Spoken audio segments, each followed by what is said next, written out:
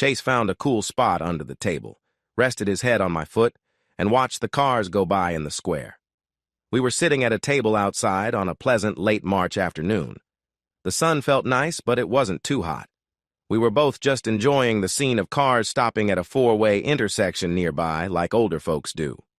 Chase is my best friend, a 2-year-old Weimaraner I raised from a puppy, and he's one of the best companions a guy could ask for. He's big and strong, and he has a lot of energy. We've had our share of fun adventures. Instead of traffic lights, this small town in Texas had a four-way stop where 2 big highways and a busy road met. Every hunting season since I started visiting, I am always impressed by how well everyone follows the rules here. Truckers, teenagers in pickups, fancy car drivers who usually can't stand traffic back home, and little old ladies in their SUVs all took turns respectfully at the intersection. I couldn't help but wonder if this way of doing things could work back in Plano, where traffic lights seem to have a mind of their own, even when there's no one around. Maybe everyone was just being polite because they were in such a nice little town, where manners seem to come naturally, unlike in the big city where people can be more impatient. I remembered earlier when a rancher moved over to let me pass while I was driving. That kind of kindness inspired me to do the same when a driver in a flashy SUV started to come up behind me in a no-passing section. It could be the charming atmosphere, but I think it was more about the beautiful hills and lakes that made you realize you were in a different place. The road I drove on twisted and turned, lined with granite rocks from a long-ago volcanic activity. As I crossed the Colorado River and Inks Lake, I noticed how the river carved its way through the rocks. Chase and I were heading to my motorhome setup on our hunting land, but we stopped at a cafe on the square for one of their giant burgers and some chicken strips for Chase. I know some people say dogs shouldn't eat human food, but Chase has healthy dog food every day. A little treat won't hurt him, and it might even slow him down enough for me to keep up during our runs. Not that it would really help. A young waitress brought out our food and my drink. She looked quite young, but she was probably in high school and working at her first job since she had to be 18 to serve beer in Texas. When she placed our plates on the table, she smiled shyly and asked, "Can I pet your dog?" "He would really like that," I said to her, nudging my chair a bit closer so she could reach him better. Chase lifted his head, glanced at me for approval, and then sat up so she could pet him and say kind things, just like people do. Well, almost everyone. I almost let a negative thought creep in, but I quickly pushed it aside. That part of my life was behind me. Chase and I were moving on. We had left everything behind. Rita was supposed to come back tomorrow from her 2-week trip to Oklahoma City, where she claimed she was taking care of Mom, even though she had postponed her return twice because her sister was not available to help. Sure, Rita. I knew the truth. There were 3 untrustworthy women, and I had the proof to back it up. It didn't seem like she would care that I was gone. After all, she had been unfaithful during her stay in Oklahoma City and would likely be fine for weeks without me. What might catch her attention was the legal papers that would be delivered when she returned to Plano. You would think that freeing her to live her life would be good for both of us, but I guessed she would argue that her actions didn't matter and that I should overlook her mistakes. I quickly stopped myself from spiraling into negativity. "Okay, don't dwell on the past. You came here to start fresh, so keep your focus." What would this new life be like? My previous life involved long work days building a business while others took care of the house and yard. Rita would always be spending my money, wanting bigger cars or nicer homes. "Stay positive, Danny. Look around. What do you see? What do you want to do now? Do any of these buildings interest you, or do you want to take some time to relax before diving back into work?" What do I see? I looked at the wide sidewalks lined with stores and offices along Main Street, all covered by old roof structures, with tin ceilings that dated back many years. The buildings were made from sandy red sandstone that was once quarried nearby. Some of the stones were even taken from an old fort that was built over 100 years ago. The creek that used to run through town was mostly dry now, but the tall pecan trees remained, once attracting Native American tribes. A community effort to restore the town square had removed unattractive modern facades from the old buildings and brought back their original looks, painting over bright modern colors with more historical subdued shades that were made up of natural materials. The only bright colors in sight were posters for the high school's extracurricular activities and sports teams, each store showcasing several, along with schedules and event calendars. The whole square was impressive, but two things stood out. One was the bright neon sign at the old movie theater, still showing films after all these years, with tickets costing $4 and popcorn just $1. Every fall during deer season and every spring during turkey season, my friends and I made sure to go to a movie, or sometimes one of the concerts, as long as we bought tickets early before they sold out. The other notable sight in the downtown area was the charming courthouse made of sandstone and limestone, sitting in the center of the square. It was actually a rectangle, as it stretched 2 blocks long and 1 block wide, but the locals always called it the Square. This 3-story building had a tall bell tower on top and was surrounded by tall pecan trees with a large grassy area around it. A low, natural rock fence marked its boundaries. The courthouse was very impressive, standing tall like a guardian of law beside the intersection of 2 roads. My truck and trailer were parked on the west side of the square, next to the rock fence made for trucks with trailers, so they wouldn't block the view of the beautiful building that attracted photographers and onlookers every day. I wasn't there to cause any trouble. I wanted to blend in, and Chase and I were doing just fine until a group of laughing young women came out of the wine bar to my left and started walking up the sidewalk toward the shops further west. Their laughter caught Chase's attention, so he lifted his head from my boot, perked up his ears, and showed off his best pose. The first young woman to reach us was a petite brunette who quickly approached our table. Without waiting, she squatted down in her short skirt to talk to Chase in a sweet voice. At first, he looked at her with a proud expression, but he warmed up to her and gave her a quick lick on her lips, which were now very close to his. She was definitely an animal lover because she simply laughed, offered him her cheek, and kept petting him, saying what a good boy he was. The others gathered around, watching and laughing, and some even leaned down to pet him too. I was focused on the pretty brunette until one of the others, a tall blonde with long legs, leaned over next to me. She gently patted Chase's nose and then looked into my eyes. Her lightly freckled cheeks and sparkling green eyes made me pause for a moment. Then she appeared puzzled and said, "Danny, is that you?" I leaned back to see her better, and as she stood up straight, I asked, "Gina, what are you doing here?" She looked just as surprised as I felt, but quickly cheered up and said, "I'm on a spring break trip with some friends to wine country. What are you doing here? Don't you live north of Dallas?" Her question struck me hard, but I tried to brush it off. Maybe I didn't do a great job of it, as I noticed the sympathetic looks from Gina, the brunette with Chase, and the other 4 young women around us. Gina, who I thought was now a married teacher in College Station, looked at me with concern. "Yeah, about that," I started, but the brunette put her hand on my leg, squeezed it gently, and said, "Don't worry. Gina didn't mean to pry, and the rest of us don't know you, but we can see how you're feeling. I'm Danielle, and Chase and I are already friends. You're okay with that, right?" I replied. "I can't imagine him finding a nicer friend like you, but I should let you know he can be a bit picky." Chase took off at the first smell, and that's how he got his name. "Oh no," she said, looking upset. "I just got rid of one of those. Chase, you need to behave." He noticed her change in tone and felt worried and confused. The other women chuckled at his sad face, and she crouched down to apologize, giving me a better look at her bright red outfit. She was really cute, and her strong legs looked like they could take on anything. Gina giggled at my gaze and said, "Come on, everyone, you're all so eager. Now, Mr. Poonhound, will you be kind and invite us to sit with you? Maybe buy us one of those huge burgers so we can enjoy the fresh air together? We brought our own drinks."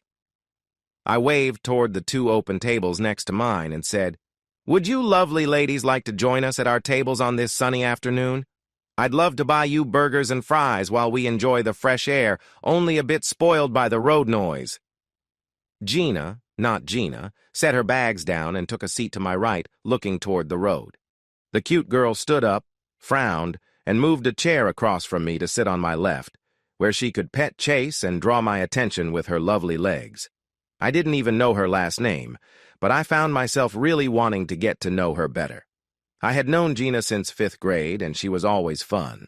She was younger, but quickly went from the skinny little sister to a popular high school student, and then a stunning college freshman who impressed everyone around her.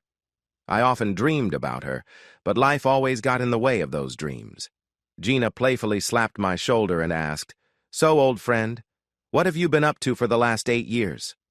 "Just working and getting older while you've been getting more impressive." "What's your secret?" I replied. "You're still full of it. And if you think I look younger than when you last saw me at 19, you must need glasses." She laughed and rolled her eyes. I glanced at her friends, and she said, "I'll tell you more later, but this is Dana's high school boyfriend if you've ever heard of him, especially when Dana has been having a good time." "That's not quite the whole story," I chimed in. "Ladies, I'm not sure what you've heard, but if Dana said it, it's best to approach it with caution. I promise I'm not what you think." A beautiful woman at the last table looked up from her drink, paused, and said, "So you're not the perfect guy who got away? How do you plan to fix that, Danny?" "Well, Dana does tell some truth," I replied, easing back. "But I find it hard to believe everything she claims." "Are you sure I'm the right person, or am I the one she left because I upset her a lot?" "Both, actually," she replied. "I'm Rebecca, Dana's best friend." "Oops, please tell her I said hello and that I hope she and Harry are very happy." Everyone at the table laughed at that. I wasn't sure why, so I waited quietly. "Hey." The redhead with a big smile said, "I don't think either of them would say they are very happy about their relationship, but the one in charge seems happier than the other." I winced. Ouch. I can guess how that turned out. From what I've seen, if you're going to marry someone who is hard to please, make sure you handle things carefully. Someone at another table whispered, "Harry learned that lesson too late," and others quietly agreed. I turned and spotted my waitress, waving her over. She took my order and quickly headed outside with some menus. "I'm so sorry. I didn't see you ladies come in. Can I take your drink orders?" The women wanted wine, I asked for a cold beer, and Chase wanted water with lime. Well, really without lime, but that made the waitress smile, and the ladies chuckled, probably thinking it was cute. An attractive woman with light brown hair leaned forward, slapped the table, and said, "All right, if Gina won't do it, I'll introduce everyone. I'm Amy, the plain one. The lucky one with the impressive figure is Trisha. The one with blue-streaked black hair is Wanda. Danielle and Rebecca already said their names. We all work for A&M Consolidated ISD and are using our spring break to shop, drink wine, and maybe meet some interesting guys unless our boldness scares them away." I looked at each woman, starting with Rebecca and ending with the cute one sitting next to me. I nodded thoughtfully and said, "I can see why you might have a hard time. The guys around here don't get to meet a mix of smart, fun, and attractive women like you very often. You six would definitely turn heads at Bent Tree Country Club, especially if you walked in wearing cute tennis outfits like their wives do." "Oh, I understand," Amy added. "You, Dana, and Gina were all tennis players back home. That's why you looked at her when you said that." "Maybe, but I would be happy to buy the tennis dresses at the shop down the street if all of you wear them to the Spring Fling dance tonight." "Spring Fling dance?" Wanda asked, smiling widely. "Is that really happening?" "There's a poster right behind you. It features a local band from 6 to 8:30 and another band from Angelo from 9 until midnight. There will be open space in the park under the pecan trees, with beer stands and booths for local wineries, craft beer, and the local distillery. The Spring Fling is new, but it's already a big deal here in Chance, Texas." Everyone exchanged glances, and then Rebecca said, "That sounds fun, but we don't have places to stay. The bed and breakfasts were all booked when we checked online, and we definitely can't drive to a hotel after drinking wine all day." Without thinking much, I suggested, "The landowners where we hunt have a couple of nice cabins near their house, which overlooks the Llano River." I pulled out my phone, found a few pictures, and showed them to Gina. "These are the cabins. They don't usually rent them out, but they might this time since they know me well. If you think you're interested, I'll call Kay." Knowing they wanted to discuss the plans privately, I said, "I'm going inside to use the restroom and grab another drink. Do you want anything?" They declined, so I told Chase to stay with the girls and walked through the cafe to the bar at the back. I recognized the bartender and the staff from the feed store gathered around a table. After chatting for a bit, I returned about 10 minutes later. I asked, "So what did you decide?" Everyone smiled, and Rebecca said, "If you can find us a place to stay, we'll go to the dance with you, but not in tennis skirts. Wouldn't boots and jeans be better?" It seemed like she was leading the group, which worried me since she was hard to read and clearly very smart. Of course, Gina was smart too, and they were all teachers. I replied, "Boots and jeans are always good, but these aren't country and western bands. Actually, both bands write most of their own songs, mixing folk, blues, and some country rock with heartfelt ballads. This little historic town, with its granite hills and river, draws all sorts of creative people, including some well-known painters and musicians. There's even a recording studio in the artist colony by the river southeast of town. If you look around the square, you'll see a couple of sculptures by a famous artist who has a gallery in Santa Fe. So don't think everyone here is a rancher or farmer.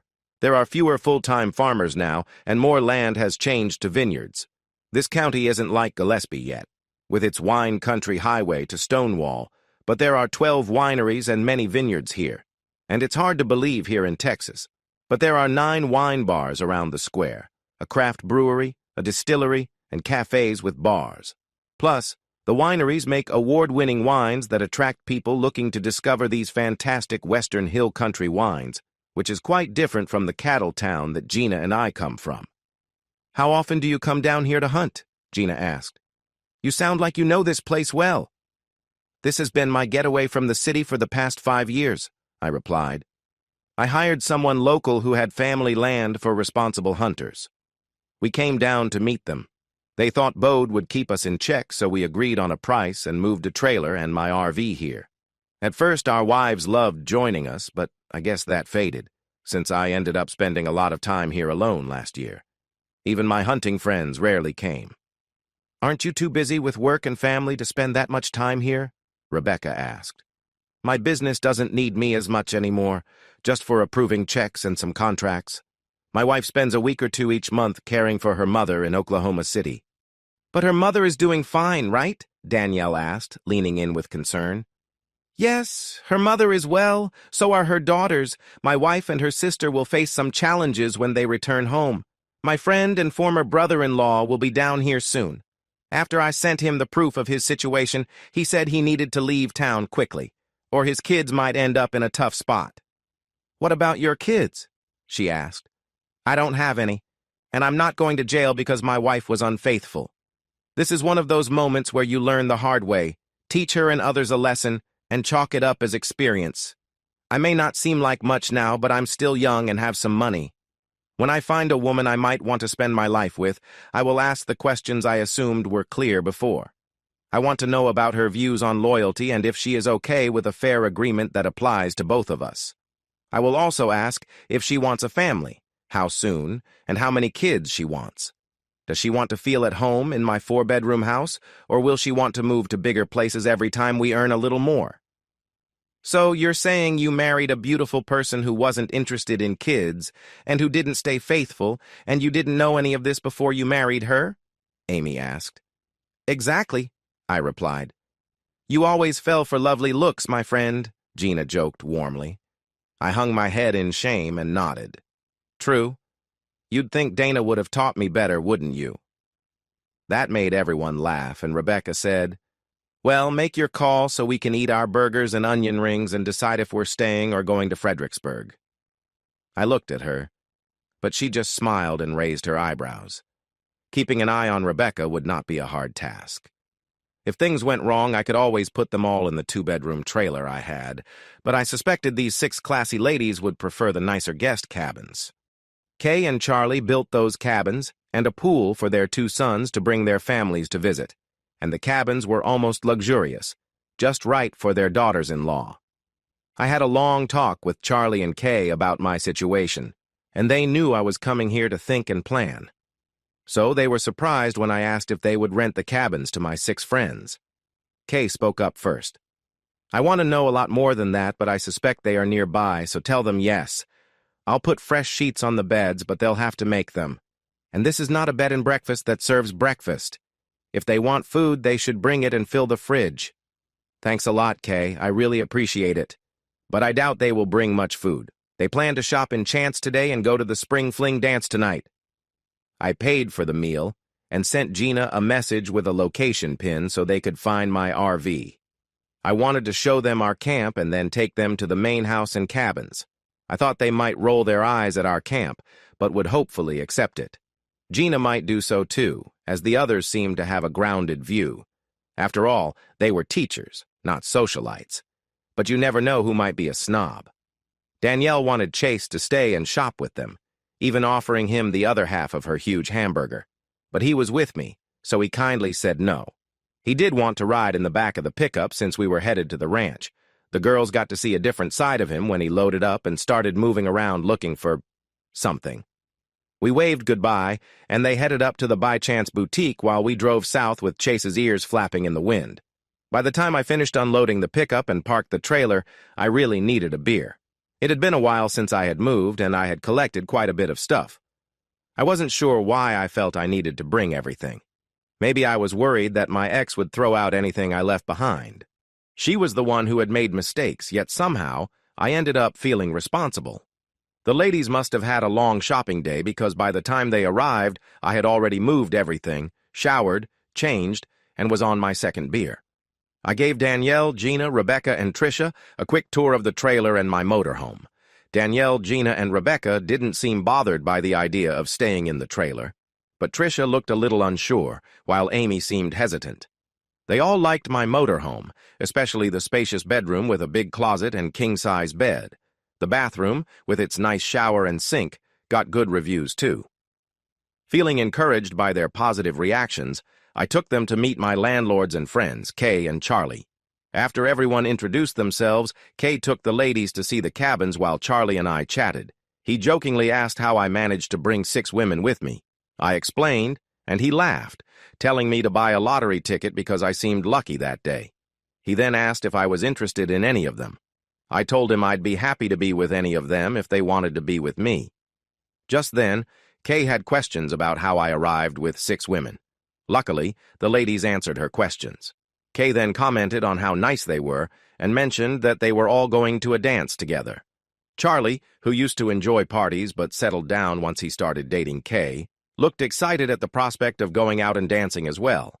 The 6 ladies were heading to the dance in Rebecca's fancy Jeep, planning to have a great time.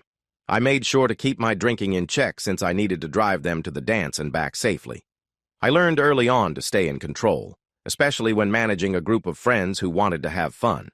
Tonight, it was up to me to look after these lovely women, and I also needed to keep an eye on Kay and Charlie.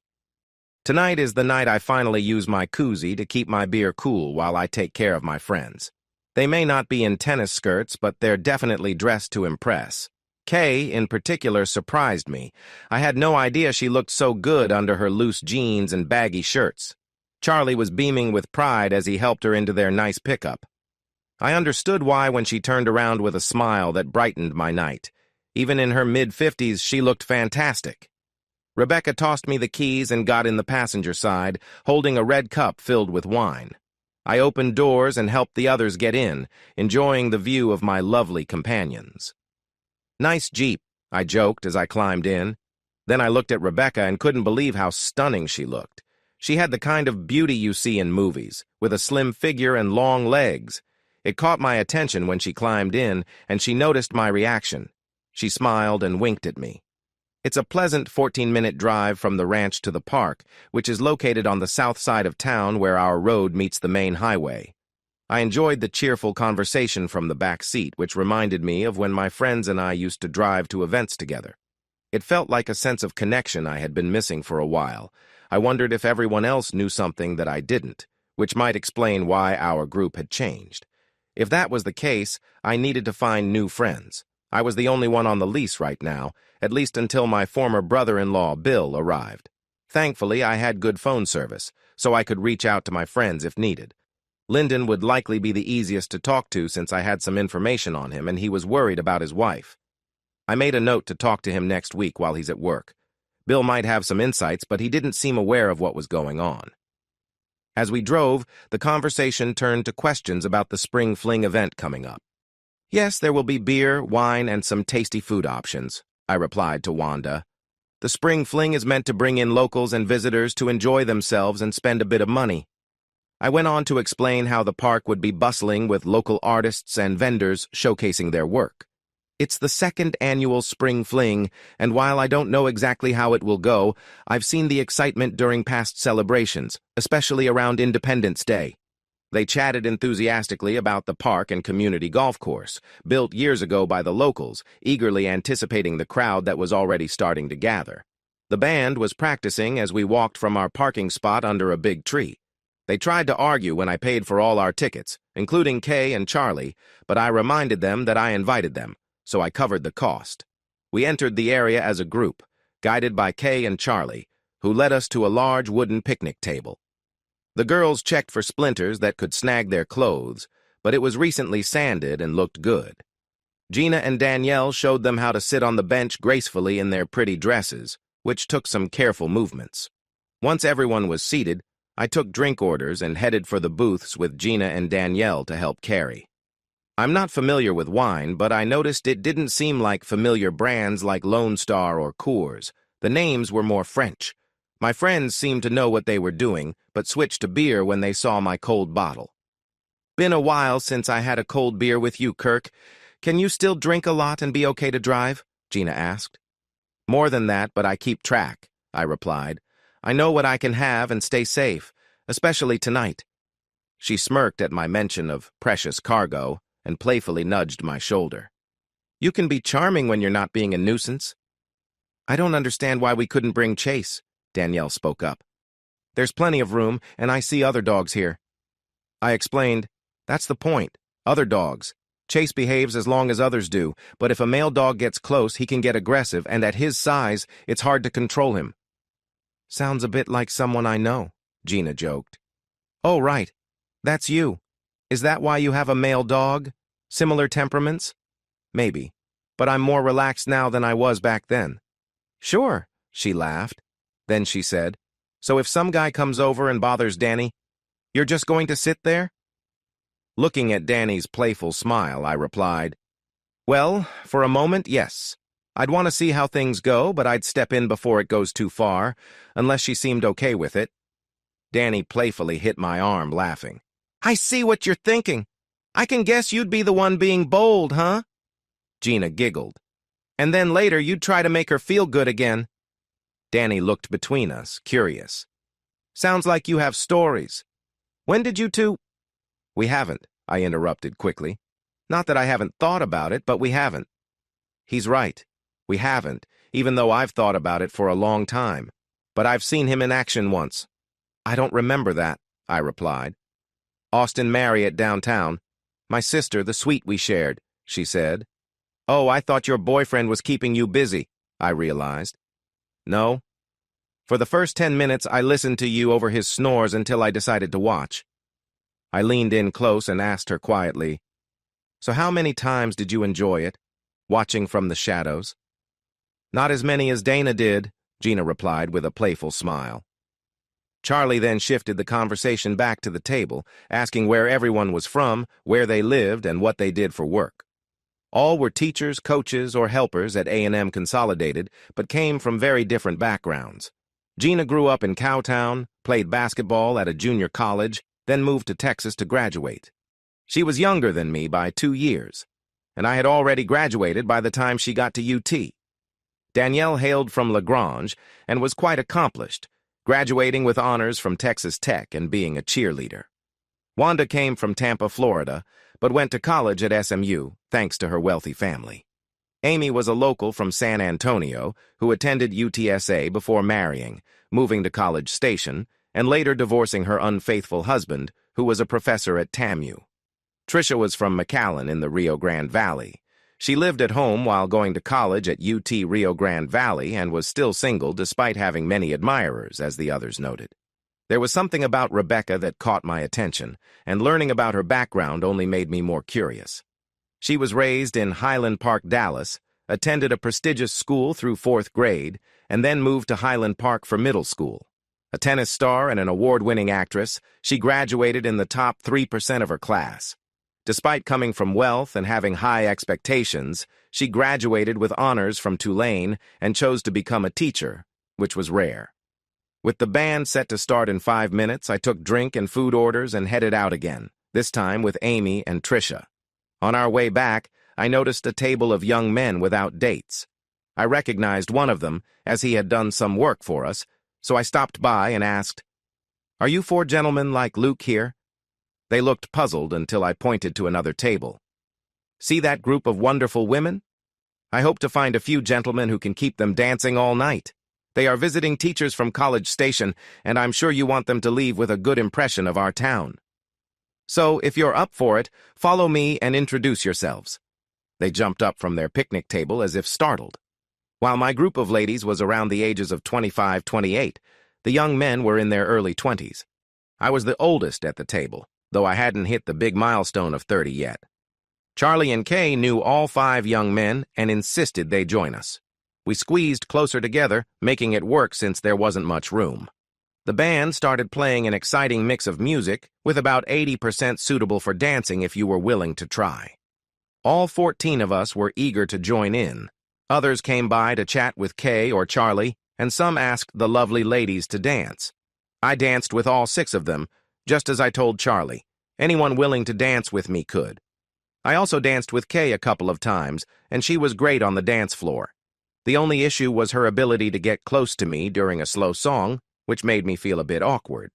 Then she winked and said she was happy that a younger man still found her appealing at her age. I quietly told her that 55 was young and that she was attractive at any age, especially since other men seemed to notice her too. This gave me a nice moment where she was close to me before she pulled away with a laugh and thanked me for the dance. Gina kept a little distance during our first slow dance, but after watching others, she relaxed more for the rest of the dances. Being that close to her made me think about wanting to spend time with her, but she was just one of 3 women I would like to enjoy a weekend with. I mean, if Amy, Trisha, or Wanda showed interest, I would be happy to spend time with them, but those other 3 were special to me. Having been single for a while and feeling upset with my ex, I needed to keep my thoughts in check. I didn't want to chase after every woman I saw, but right now, I found myself thinking about them a lot more often. The local band finished their set to loud cheers, and we took a break while they changed things up for the next part. Amy, Wanda, and Trisha were having fun with some younger guys. Gina, Rebecca, and Danielle were enjoying themselves too, but keeping things friendly with me in between dances. However, on the dance floor, things felt different, and with all the dancing, I knew I would be feeling restless by the end of the night.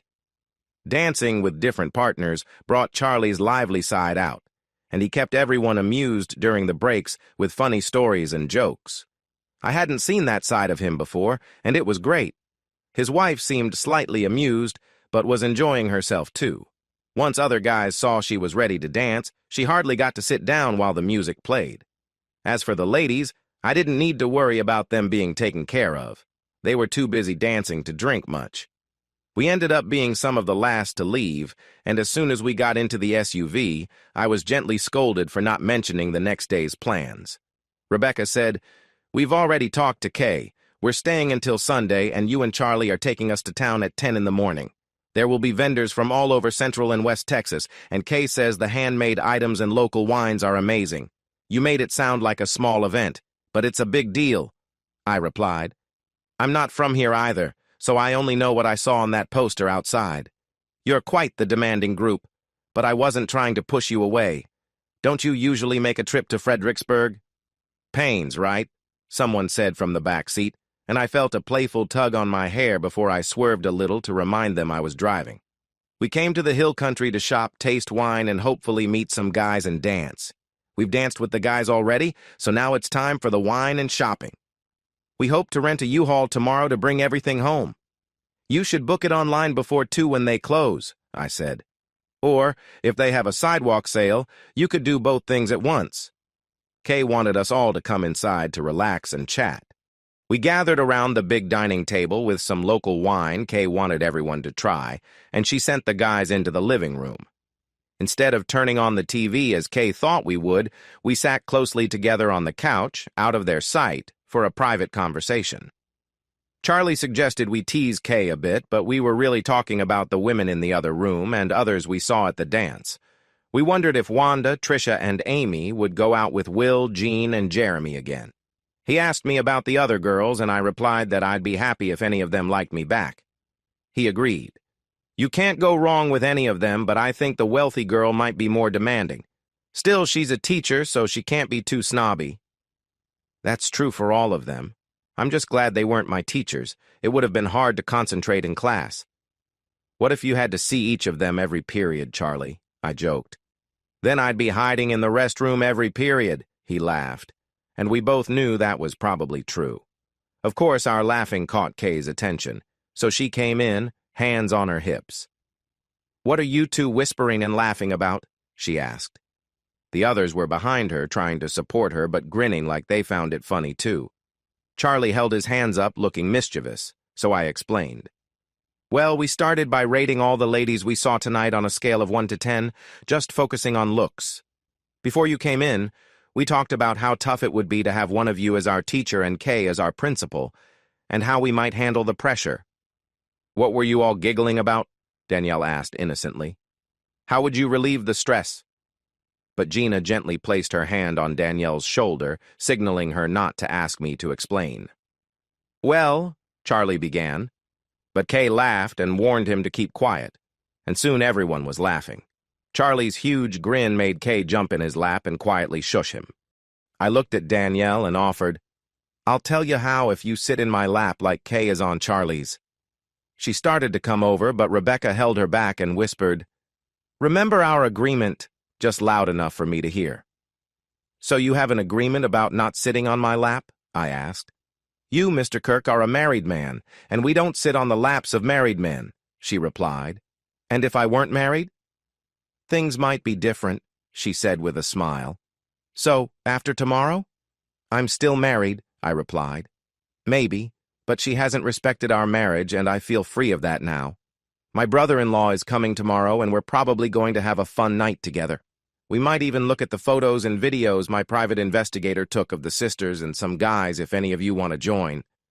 Kay reached over and gave me a gentle pat, while Rebecca stepped back. I'm sorry, Danny. I did not mean to upset you.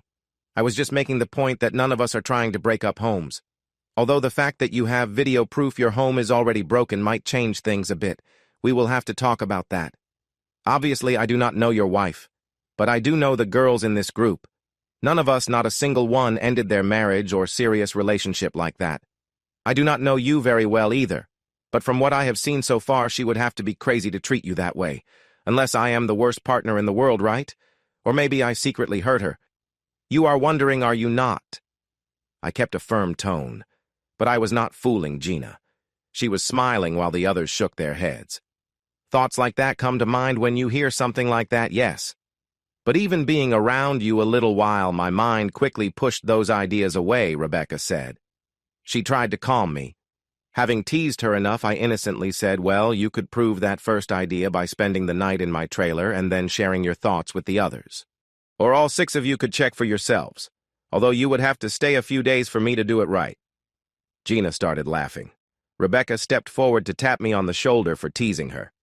But I caught her hand and pulled her close in a friendly way. She struggled a bit, but I was too strong, so she was soon held tight against me while she wiggled and half tried to get loose while giggling. The movement was fun. Finally, she stopped struggling and sat still. Turn me loose, you big silly, she demanded with a laugh. I let her go. She sat there a moment longer, then she hopped up as if upset, but the look she gave me was not upset at all. Gina saw and laughed. My, Rebecca, what happened while you were playing with him? She should have had a quick answer, but the sudden blush gave her away before she could reply. It invited the others to join in the teasing. She huffed away, but no one believed it. The laughter continued until she left the main house with a backward good night. I knew she would be asked many questions before she got to sleep. While they were watching Rebecca leave, I sneaked up behind Gina and did what we used to do to tease her as a girl. I tickled her. I got a good start before she screamed and pulled away. I went after her. She fought well, but when the others realized how ticklish she was, they joined me. It was hard to keep your hands in place when she moved around so much. With several girls screaming and trying to tickle each other, Danielle joined Gina in trying to tickle me. Their problem was trying to tickle someone who is not ticklish while being very ticklish themselves. Things calmed down over time. Goodbye hugs were given, and we all went home for the night. On the short drive back to my trailer, I smiled. The evening had been full of fun and laughter with the girls. I had some strange dreams and had to deal with them again before getting out of bed. It didn't help that the weather was going to be hot today, reaching 88 degrees. The others were dressed for the sun, wearing sandals, light outfits, or shorts. O. Henry sighed, knowing he was in for a long day with no relief in sight. Tricia and Wanda wore tops that didn't quite fit and had to keep adjusting them as they moved around. Amy, who was usually seen as plain, looked great in her white outfit, showing off the results of her dedication to fitness. Danielle wore short black shorts and a fancy top just above them, looking cute and stylish. Then I saw Gina. She had toned legs and a strong figure, dressed in a navy outfit with a zipper that caught my attention. I was curious about what lay beneath. Her confident smile suggested she knew exactly how she looked. Normally, her hair was styled simply, but today those curls sent a different message, one that said she was ready to stand out. Rebecca caught my eye, too. She was stunning with her long curls and bright yellow dress that accentuated her form. While her curves were modest, they were just right, and her face was truly captivating. I felt a rush of regret for not being more prepared for this encounter. "Thanks for driving down. We're taking my car because we know you might try to sneak off with your truck," she said, as she tossed the keys to O. Henry and opened the passenger door. I caught the keys and hurried over to see her get in. She took her time, and I couldn't help but watch as she settled into her seat, smiling all the while. As I looked back, I noticed the others were all smiling at me. They climbed into the car, displaying their outfits as they went to their seats.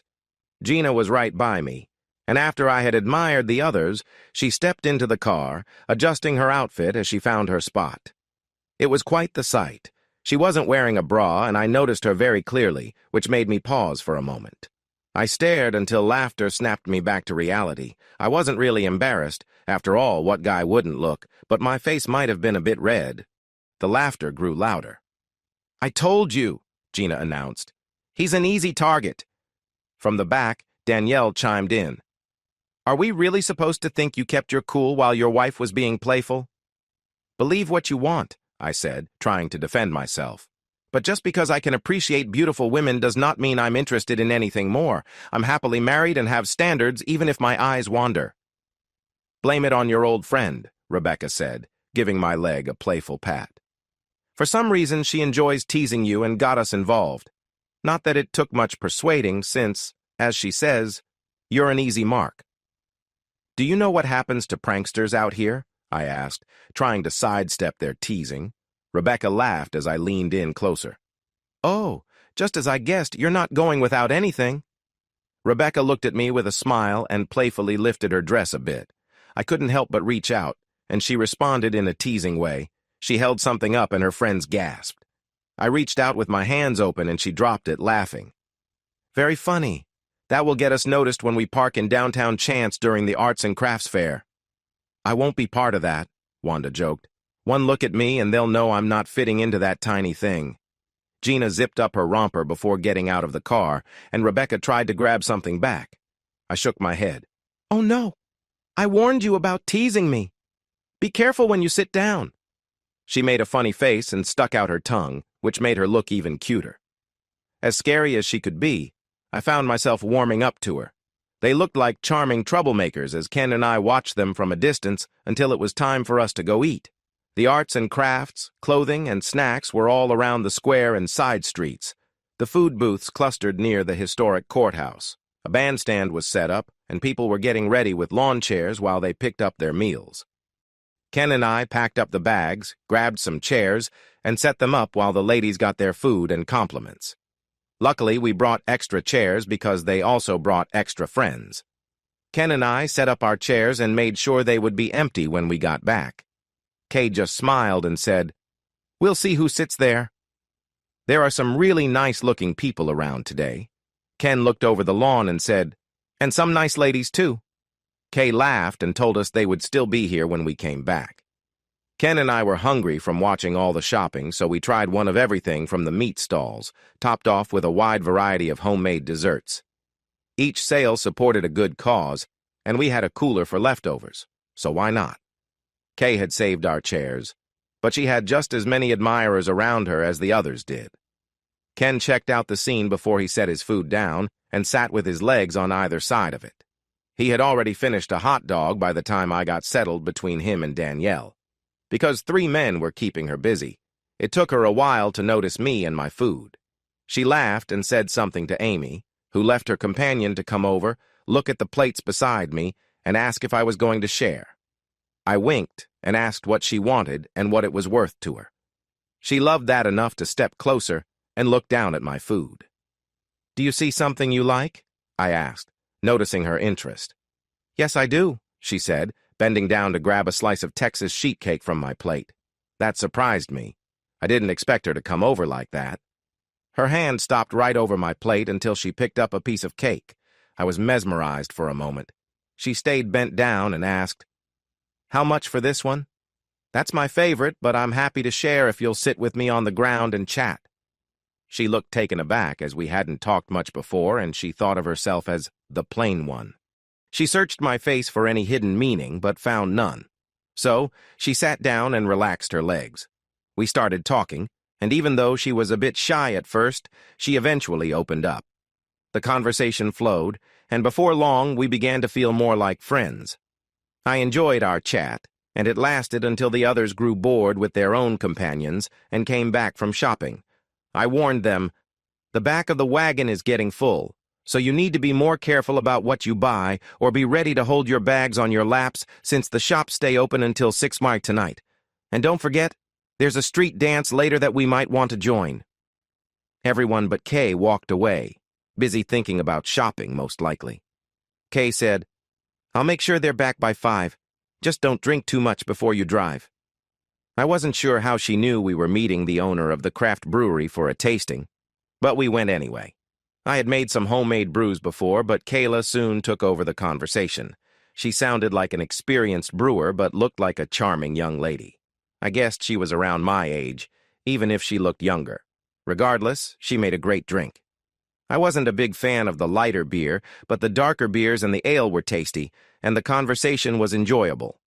For an hour, we were the only customers and got to know the real Kayla before more people arrived, making her busy. I saw her put on her game face when a big group of men came in and started to flirt. She was clever to flirt back to keep the drinks coming, but her cheerful side faded a bit. It was interesting to think about coming back next week when she was open again to see her true personality. We didn't need more drinks, so we said goodbye to her and walked down the street to find our friends. They had a nice crowd with them, with some people encouraging them to head to tonight's dance and festival while they were shopping for hats and Western wear. We stayed a little way off and found a metal craftsman nearby. I bought a set of wind chimes and a fancy rain gauge on a stand made of horseshoes. He would add my livestock brand and bring it back to town next week. It had been years since I owned cattle and horses, but maybe now I should buy some land and raise animals. I'd also need a tractor and a trailer for cattle, but I could probably work something out with Ken for the trailer since I wouldn't need it often, just like Ken did. I asked, "Do you know anyone with land for sale? I grew up on a ranch in South Texas, and I'm thinking about it." He looked puzzled and replied, "I might. How much do you want? And where?" "Enough to raise a few cattle, ideally close to you along this stretch of river." "How about a section by my western fence line?" he said, surprising me. "My uncle is the last in his family to hold the land he inherited, but he's getting older, has no kids, and could use the money for his wife's health. He wants to sell it as it is, but it needs work. Roads are overgrown, the fences need fixing, the ponds need cleaning, and the old homestead, well, it needs a lot of attention." My heart was racing, but I stayed calm. "I don't mind clearing brush, but it sounds like I'd need some heavy equipment." "That sounds about right. There are plenty of folks around here who do that work and can help with roads and fences. So, are you interested?" I nodded and said, "Yeah, definitely." He smiled. "We'll take the ATVs to look at it tomorrow afternoon after church and lunch. Want to join us?" The lunch is Mexican food, and it's the best I've ever had. Sure. What religion are you? And why haven't I heard about this place? We're Methodists, and anyone is welcome. The eatery is a food trailer at the Misty Moon, a small bar by the rivers not far from our home. You'll enjoy it. Even though we were across the street sitting on the courthouse steps, Kay knew we were there. She came out of the Western store, waved us over, and then went back inside after we waved back. I hope they don't want us to sit and watch them try on clothes, Ken said casually. Watching them is a bit distracting. I chuckled and agreed, then wondered what the clothes would be like since it was a Western store. As it turned out, quite attractive. They had denim jumpsuits, denim rompers, denim miniskirts, denim wrap skirts, and a denim sundress that showed off Gina's shoulders. We all want that dress, but she's the only one who can wear the available size, Amy complained after she noticed my expression. Turning to her, I said, "And I bet she'd love to have that cute outfit you're wearing. Could you turn around? I didn't get a good look at it the first time." She thought I was joking, but honestly, her outfit really stood out. It fit her nicely and highlighted her figure. Her legs looked great, too. After seeing how everyone looked, I knew the night would be lively. When I saw the group grow restless, 6 girls including Kay and a bunch of guys who thought they had special connections with one girl or another after some friendly flirting, I asked Rebecca, "Did you invite all these guys here and promise them something in return? They seem a bit too eager for a first meeting." She leaned toward me and said, "Some are from last night's dance, and yes, they do seem a bit possessive. A few others might have gotten a little carried away during the shopping trip. In hindsight, some of the outfits we tried on might have been a little much, but no promises were made." She paused for a moment. "Except for the promise we made to stick together as a group. Did Wanda and Trisha agree to that? They seem to be having too much fun and losing focus. They need to remember that not everyone here has good intentions. Maybe you should tell them yourself, then come dance with us. Gina says you're too serious." "I don't have a girlfriend here, but I feel a responsibility to keep everyone safe tonight. It's hard to enjoy when you're on high alert." Well, there's a tall guy with dark eyes behind you who looks like he's waiting for a chance to talk. Want to go say hi?" I looked back, got up with a smile, and greeted Bill like friends do. He's a big guy, over 6'5", and solid. "Great to see you. The reason for it isn't great, but it's been too long since we've had time together." "Yeah, it's probably because they didn't want us talking while they kept us apart. Now that we're here, we need to plan. I don't want to ignore what's going on," Bill replied. "Absolutely. But tonight, let me introduce you to some friends, and let's enjoy some dancing and drinks. I'm not making promises, but a few of these guys might need a reminder about respect." Bill grinned at that. He enjoys a challenge, and I wanted to keep things fun. I introduced him to the friends at our table, Rebecca, Amy, Ken, Kay, and the rest of the girls. Some of the girls were excited to meet him, while a few of the guys seemed less pleased about the attention he received. Just as I expected, the night was going to be eventful. With Wanda chatting with others, I took Trisha for a dance and gave her a friendly heads up. She seemed to hear me, even if barely. She was hard to watch, just like Wanda, who seemed more drunk, and Danny, who was definitely out of it. I walked straight over to them, glared at the guy with the beard who was holding her up, and took her to our table. I sat down, pulled her onto my lap, and began talking to her softly. She responded with a soft, nestled her head against me, and quickly fell asleep, or maybe fainted. "How much has she had to drink?" I asked the group at the table, my tone sharp. Amy said, "Not too much. She's not a heavy drinker, so I've been watching her. But she really likes you, so she might be pretending a bit." "No, she's out of it." "Does anyone know that guy who was all over her?" Ken and Kay shook their heads, but Amy said, "We met him and his friend after the dancing started. His name is Rance or something close to that, and his friend is Vic. They seemed friendly, but something felt off. I should have stayed to protect Danny. She's really innocent." "There are a couple of paramedics here. Find them and bring them over. She needs help," I instructed. And the local guys quickly went to look for them. I gently laid her on the table, and one of the girls covered her legs with a cloth. "Bill, you ready?" I asked, not bothering to look for him. "Always ready? Where are they?" Trying to blend in with the crowd, But there's only one way out. You head that way, and I'll guide them to you. We can stop them, but they need to be able to talk to the police." He nodded and slipped away while I kept my eyes on the guys. "We've got Danny. Go catch them," Kay shouted. I glanced back and saw Ken rushing toward the exit, too. I carefully maneuvered through the crowd unnoticed and got behind them. They were almost at the exit when they spotted Ken and Bill. Bill, who rarely mentioned his Cherokee roots, stood tall with his arms crossed, blocking the way out. They turned and started to backtrack, but then they saw me. I pointed at them and warned, "Stay right there and wait for the police. If you try to run, things won't go well." By then, the local guys had noticed us and approached in a line. Bill looked like a chief, and they looked like a group of old-time lawmen. As they got closer, Will spoke up. "This is your second chance, Rance. There won't be a third. Let's step outside to have a chat." The local guys must have recognized them because several hurried toward the exit. Sure enough, Rance and Vic climbed over the top of the fence, but fell into the darkness on the other side. Bill and Ken dashed off into the shadows, joining the locals. I didn't even make it to the opening before I heard the noises of struggle. I couldn't see what was happening, but I yelled, "Remember, they need to talk to the police." "Don't worry about it," said a young man next to me, smiling. "Gary's an off-duty deputy. He'll make sure they can confess after they get what's coming to them. His sister was hurt, so he doesn't have much sympathy. And we might want to head back inside," he added. "Too many people have seen us, and we don't want to confuse the witnesses." Knowing Bill and Ken and seeing the determination on the faces of the locals, I felt going back to check on Danny was the right choice. I found her with the paramedics, who were preparing to lift her onto a stretcher. Before they did, I asked, "What's happening? Is it that bad?" "We're taking her to the nearest hospital in Llano. Until we know what they gave her, we can't treat her properly, so we'll give her fluids to keep her hydrated." "Rohypnol! They drugged her," a young man said. "How do you know?" the EMT questioned. "They admitted it. Sheriff Jackson is with them now. He can tell you. A bunch of us heard them say it."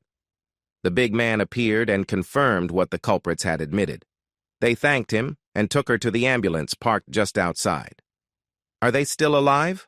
I asked Bill quietly. "Yes, but only because we pulled Gary and Will off them." The sheriff didn't seem too worried. He told Gary to lock them up in a strong cell, and he'd check on them tomorrow. "I like it here. It feels like frontier justice."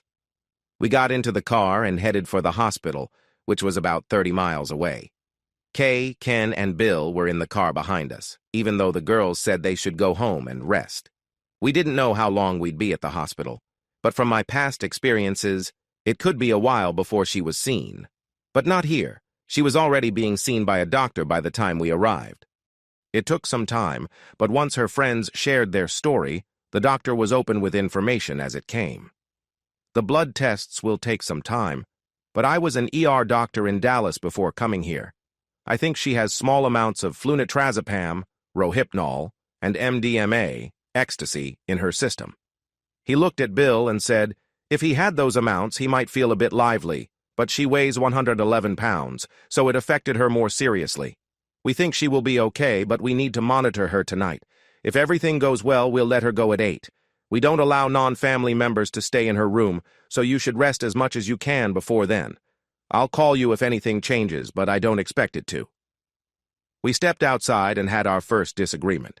Some wanted to go back to the ranch, but everyone else wanted to stay.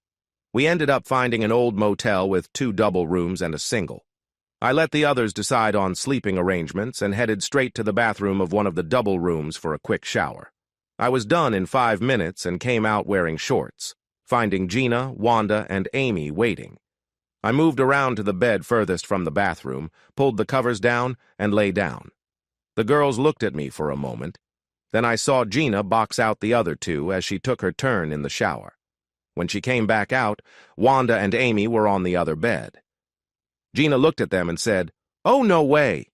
Shouldn't have taken so long in the shower," Wanda replied. "Besides, aren't you 2 good friends?" Gina said, but climbed into the bed next to me, trying to stay close to the edge. I pretended to be asleep, but found her discomfort amusing. Once everyone was settled and the lights were off, I turned and propped myself up on one elbow, gave her a light kiss on the cheek, and said, "Good night, everyone. Sweet dreams, and don't let the bugs bite." I really did fall asleep and slept soundly all night, even with someone I cared about beside me. When I woke up, I was surprised to find my hand resting on her side, but when I moved it, she gently nudged it back. I cuddled her a bit closer and drifted back into my dreams. The sound of giggling woke us up together. Gina pushed my hand away and moved quickly from me at the same time. It was a fast move. Amy called out too late now as both held up their phones. "It is recorded for everyone to see. Just wait until we show Dana what her little sister has been doing. And how about your promises to the Group G? Not only getting close with a married man, but with Danny. Rebecca is going to be upset with you." Gina looked very worried. Her strong reaction showed she cared more about what Rebecca would say than Dana. So I joined in the fun. Cut her some slack, girls. She could not help herself. Gina screamed no and tried to hit me while she covered the phones. Amy and Wanda moved around and laughed. Finally, she ran into the bathroom. She came out 10 minutes later dressed and with her hair brushed. I spent the 10 minutes joking with Amy and Wanda. Gina had already broken the group agreement after all. She got dressed fast. I got dressed too. We waited in the car when the others came out at 7:30. Teasing Gina, then Wanda and Amy had been fun. But going to see Danielle was serious business. The doctor had not called. But still, what if she got worse? I knew Wanda and Amy would tease Gina more later, but now was not the time. Even so, Rebecca almost started something with a sharp question. Well, did everyone sleep well? All she got was yes and yeah as we drove toward the hospital. Danny was dressed and ready to go when we got there. She had her discharge papers. I spoke with Dr. Jones while the women gathered around their friend. "Nothing new to report," he said thankfully. "She can return to normal activities if she feels okay. If she feels bad again, she should see her doctor right away." We all climbed into the Jeep. Danny sat in front. She was quiet for a few minutes. Then she turned and said sorry for messing everything up. She got several minutes of "it was not your fault." Then they told her what happened to the men who had drugged her. Danny looked at me. "I did not hear your name mentioned. I thought a hothead like you would have gotten involved. It was good to hear her tease again." I replied, "I never got the chance. Those local boys you had charmed formed a group and took care of the bad guys. Honestly, though, little one, you need to be more careful. The doctor said you only weigh 111 pounds. That means you need to limit your drinking a lot. Never leave your drink alone and do not take open drinks from people you do not know well. You scared us badly." She cried a little. The others gently told me to go easy. But before we got back, she looked at me and said, "I know Danny. I should have used my common sense. I got caught up in the fun of the party. The local guys were great, and I let my guard down. I'm sorry for the trouble I caused. Thank you for helping me until the ambulance came. I'm glad they got hurt, but maybe I need a talking to for being so foolish." After more reassurance that it wasn't her fault, but the fault of the two wrongdoers, we reached the ranch. I told her to hold on, opened the doors, and helped Danny out. I took her hand and led her to a bench under a tree, where I had her sit on my lap. We had a calm talk, and I told her she was brave for going through what she did. She leaned on my shoulder and then gave me a kiss, thanking me for looking out for her. I quickly kissed her back and helped her get off my lap. She went back to her friends, except for Amy. Amy smiled and said, "That crush just got much bigger. Don't you hurt her when she comes to visit?" "What about you? Can I hurt you when you visit?" I asked. "Ha!" she laughed. "I'll hurt you. I may be small, but I'm strong, like Mighty Mouse." 30 minutes later, she came out wearing a Mighty Mouse t-shirt, showing it off while laughing. I laughed too, wondering about Danny coming back, about Amy returning, and whether she could really hurt me. I gave my number to everyone and asked them to call if they came to Fredericksburg or nearby. I got 6 nods, and they began packing up.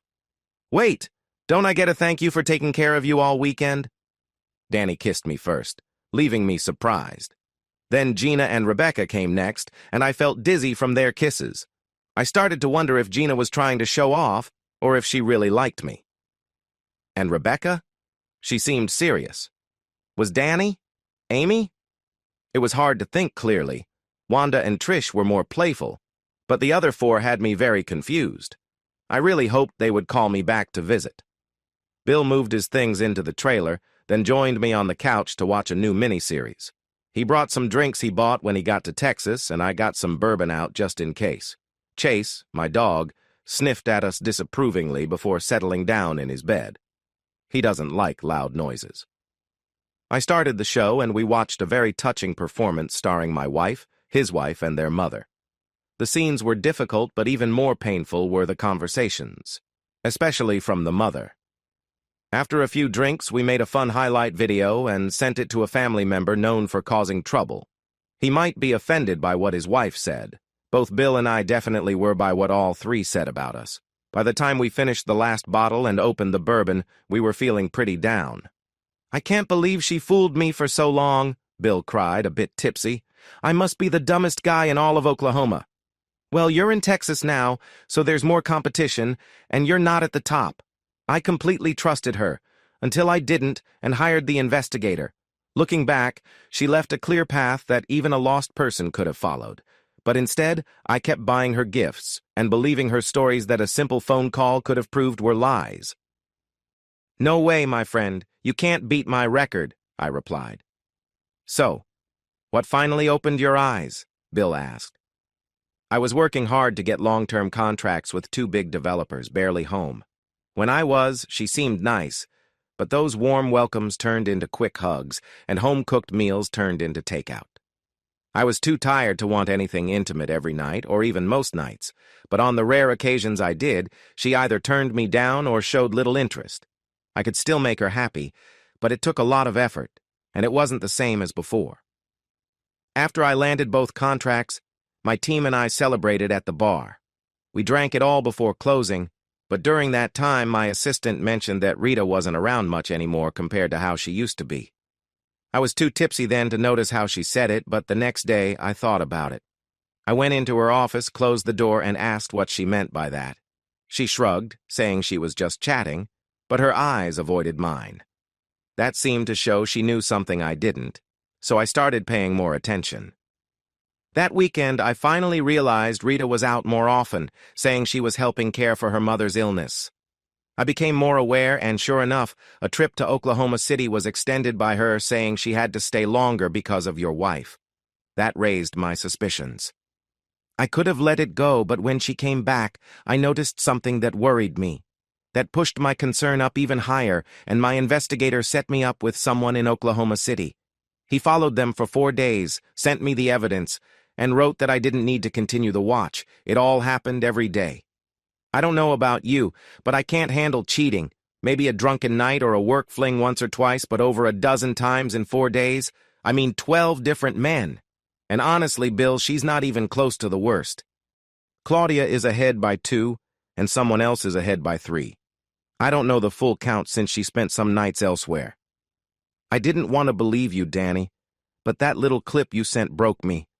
After I went through my sadness, I started looking back, like you did, and there were signs everywhere, including times I caught her lying. How did you put it? A lost person on a drunk mule. I could hear my ancestors shaking their heads at me for not seeing the truth. Some people tried to persuade me to take a display tomahawk from the casino and harm those responsible. But being an Indian in prison means I don't have a group to connect with, like others do. Speaking of the casino, what's up with your job? I spoke to Uncle Anacona about it. He suggested I take 4 weeks of paid leave and then get back to him. He also mentioned that he hopes I use the education and skills he helped me gain, and that I don't come back to the res or anywhere close. Before you start job hunting, let me talk to Charlie about something we're planning. It would be great if we could work together. I really want to make sure they face consequences for what they did. Danny sighed, slapped Bill on his large arm, and said, I don't know about you, but I'm really tired and need a break. Let's talk again tomorrow. I have plenty of food right now, but I remember you eat quite a bit, so we might need to go shopping in a few days. See you in the morning, around 10, okay?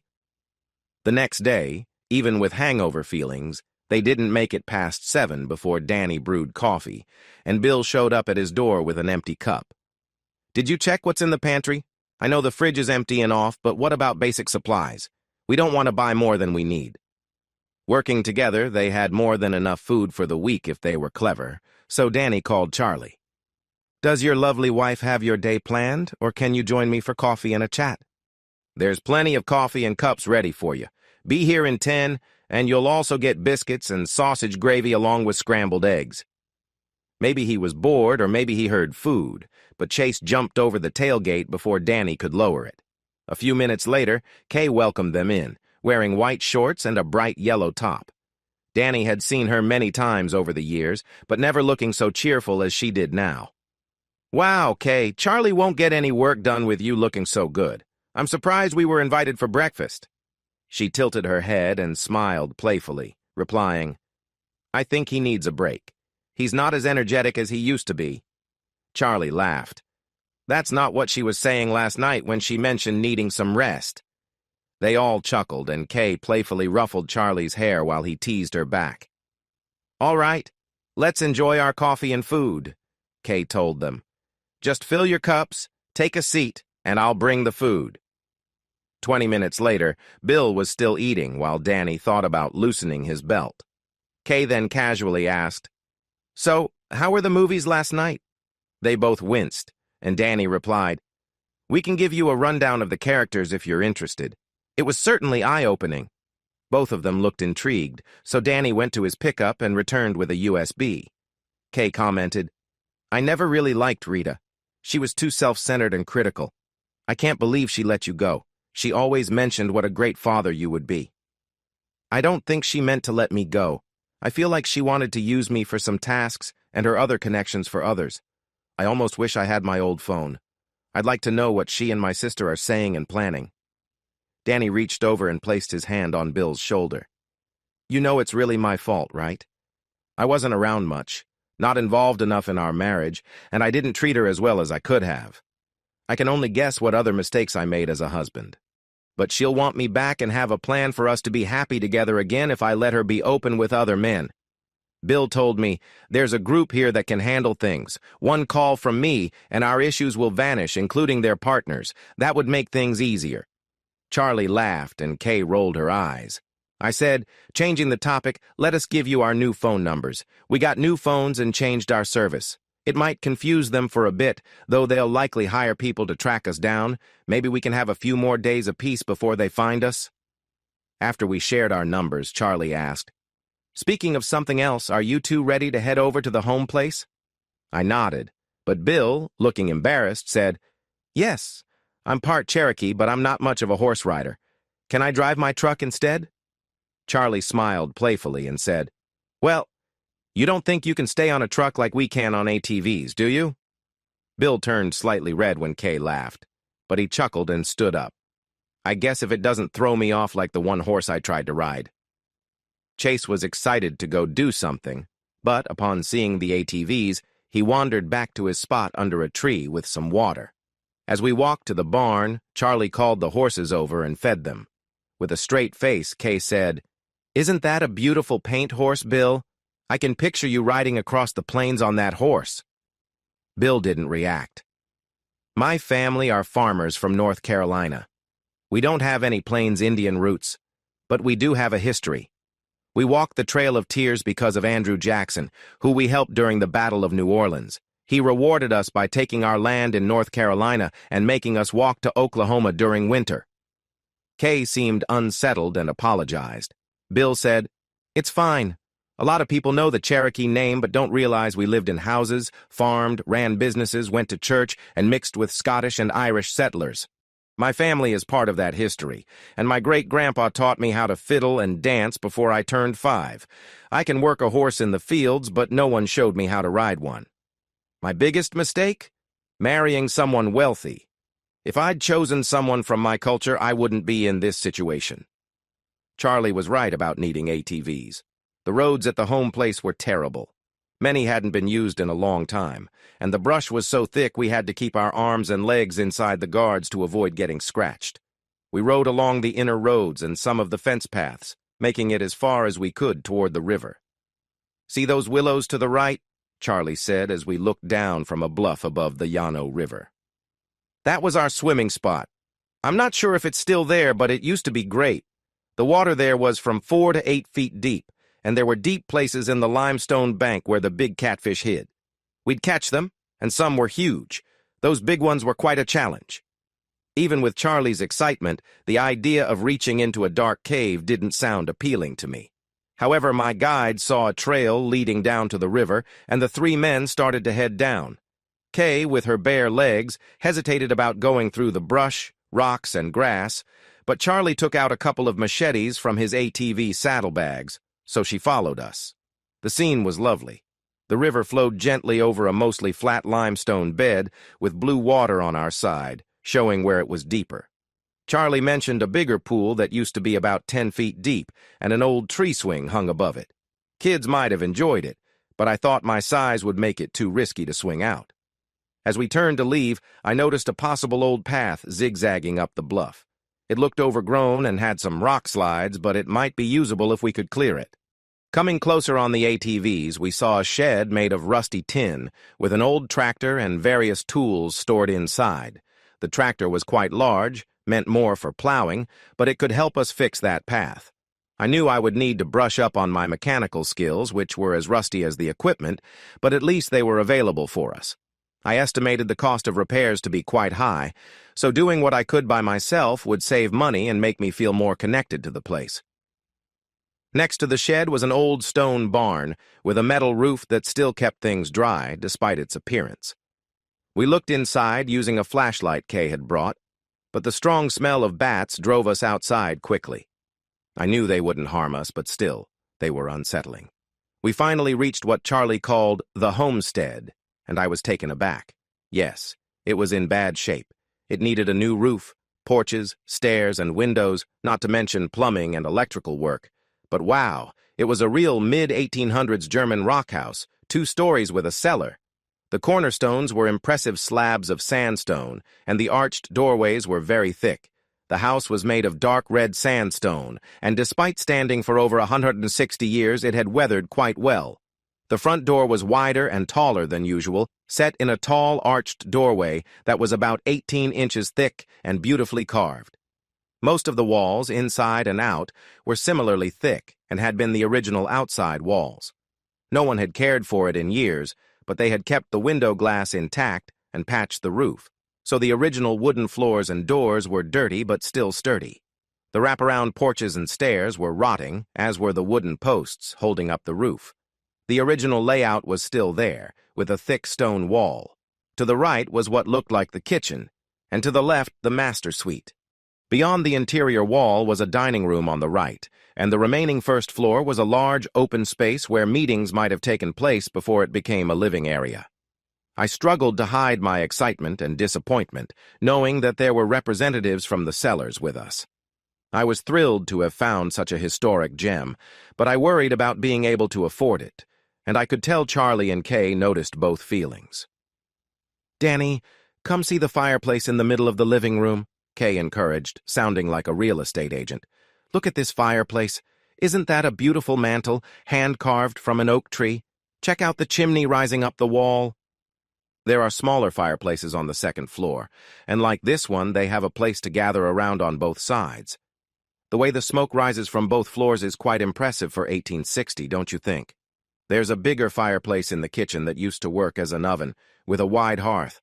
It was designed for cooking meals, boiling water, and preparing meats. You'll notice some marks when we go inside. The thick stone walls and big heavy curtains keep the house warm in winter and cool in summer.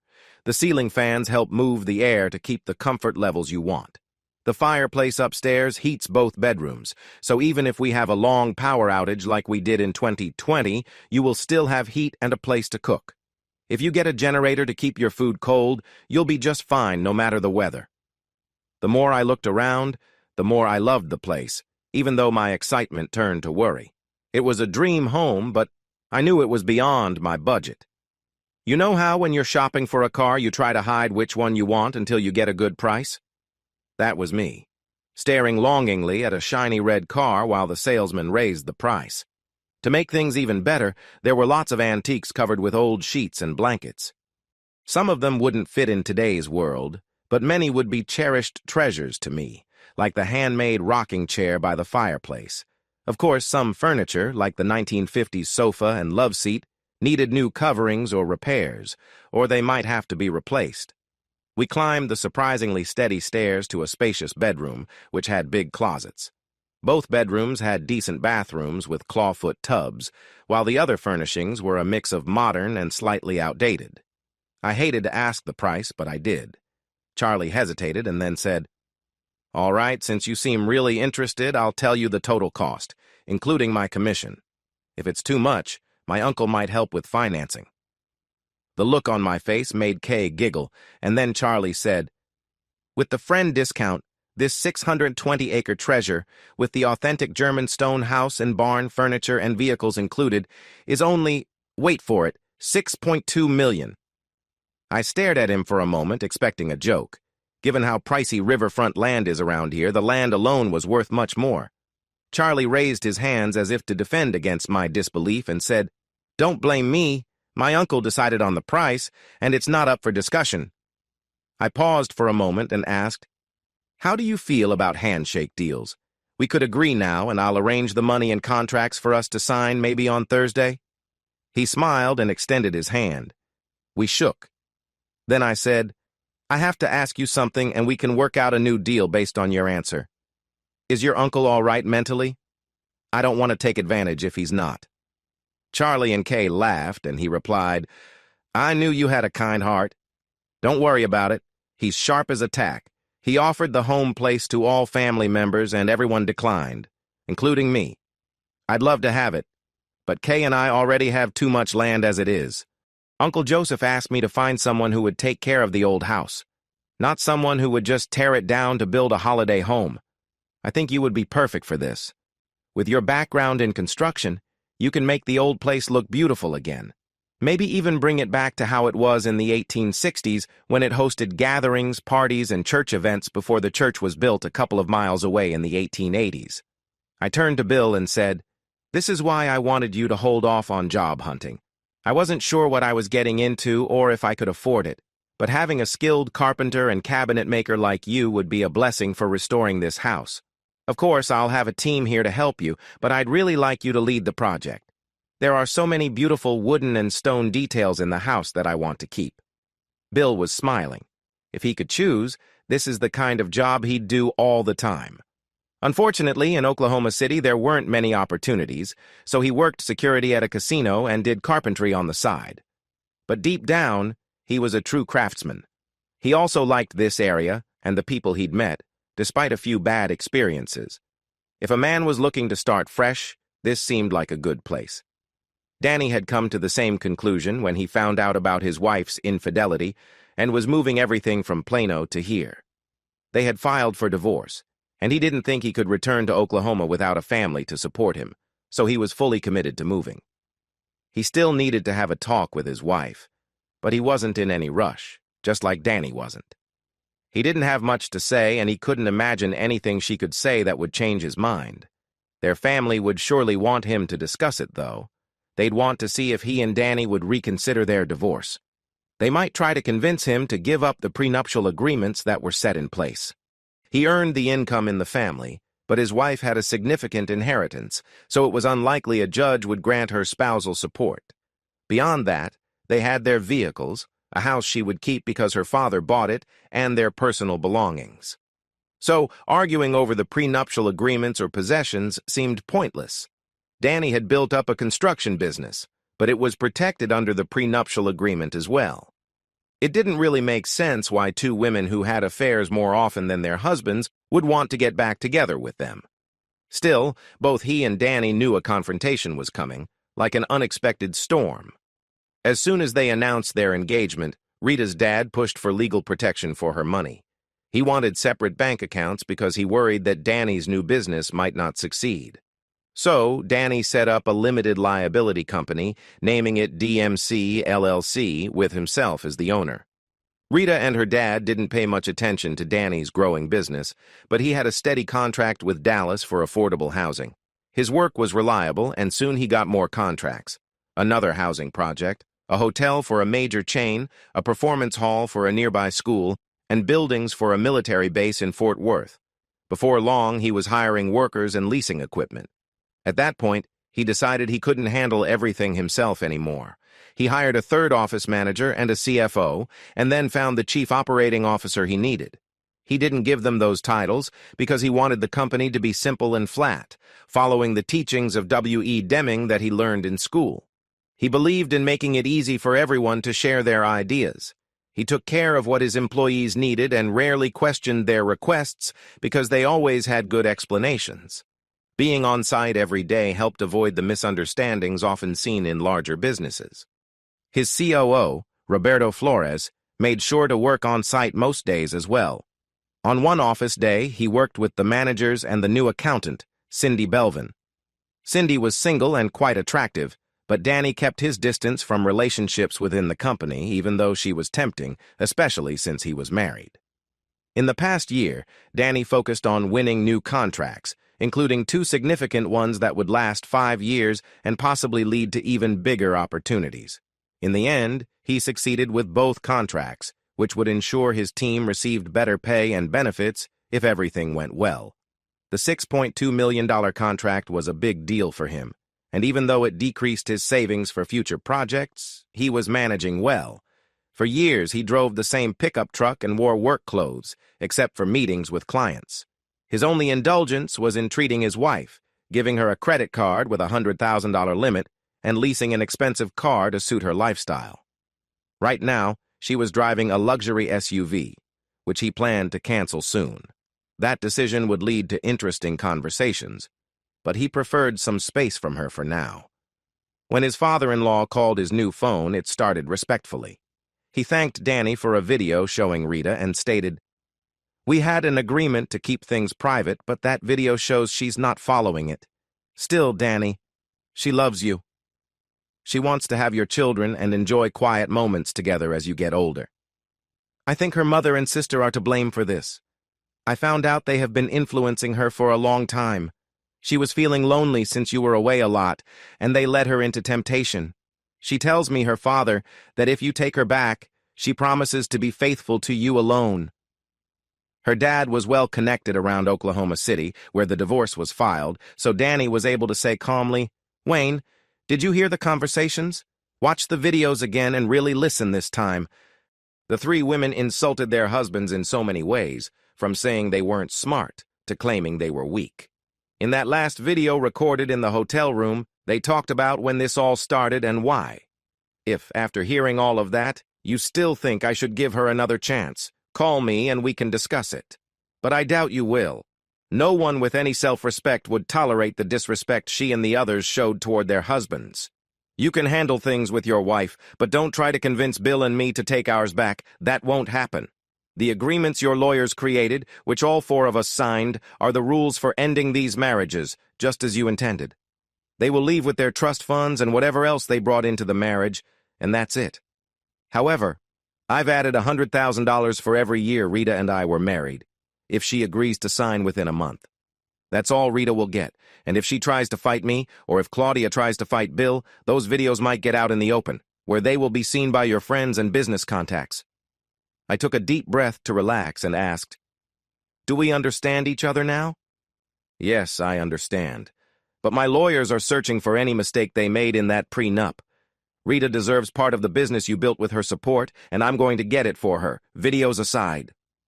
That spoiled person deserves nothing, and you know it. After the first year, she was in Oklahoma City as much as she was here, and she never showed any interest in my work or supported me while I put in all those hours to build it. She didn't even work. But she had a housekeeper and a cook. I gave her everything she wanted, from clothes and jewelry to cars and trips to amazing places. She seemed to think that meant she could do whatever she wanted. Don't think for a moment I won't cause trouble for your family, too. I know things about you that could cost you your position at your company and your role in the family estate. It could even get you in serious legal trouble. So take that, old man. You married a careless woman and raised careless people. That's your doing. I had to deal with it for a while, but that's over now, so back off or face the consequences." After a moment of sputtering, he responded, "And to think I believed you were too soft for business. I'll consider your offer and Bill's, he's with you, right? And get back to you. And take that too." Roberto confirmed they had a small team that just finished an apartment building and said they had a month before their next project started. It was one of Danny's favorite teams, and he asked Sarah, one of the office managers, to find them a place to stay in Chance for a month, starting in 4 days. There was only one motel, but she found a nice house on a hill overlooking the town with 5 rooms and bathrooms on VRBO, and rented it for a month. That meant the 5-man crew would each have their own room and a backyard pool. The owner shared that he and his wife bought the house because they plan to move to Chance next July, before school starts. Renting it out through VRBO seemed like a good way to help pay the mortgage and keep it in good shape. There were ads in the paper for builders, but they were all booked for a while. Plumbers and electricians, maybe in a few months. I was so frustrated that I talked to Charlie. He made some calls, offered extra pay to workers who could start soon, and joked about Danny's skills when they agreed to help us. Up here, it's not just about what you know, it's about who you know and your ability to negotiate. I trust these workers, and once they've started, things will get easier, he said. Girls? Bill asked, surprised. Yep, said Charlie. Miss Maddie drives the bulldozer, and she's the best around. Grace, the welder, does great work, too. She shows her projects at craft fairs, but she was on vacation during our last one. They're both very talented, and you'll see them next week. Bill's stomach growled, reminding me I was hungry, too. I don't hear Kay or smell anything cooking. Is she out? I asked. Once a month, she goes out with friends, so she won't be back until later. Let's hop in my truck and I'll take you to a great BBQ place, hill country style, Charlie replied. As we drove closer to town, Charlie talked about the BBQ restaurant. They've been around since the 1950s, so their food is top-notch. Check out their celebrity board with photos of famous customers like Ray Price and the Cherokee Cowboys. They used to come here just for the BBQ, he chuckled. Sorry, Bill, but those cowboys weren't actual cowboys. Most were part of Hank Williams' band. Did you know Ray started his career as a vet?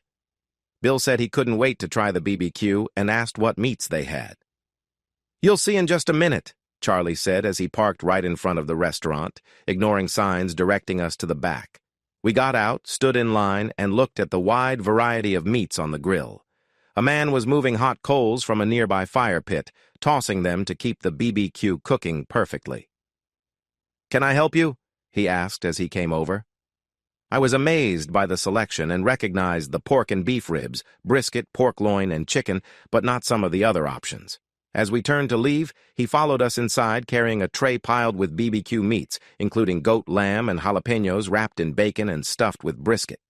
I paid, which was over $100 for a feast that included potato salad, coleslaw, drinks, and apple cobbler.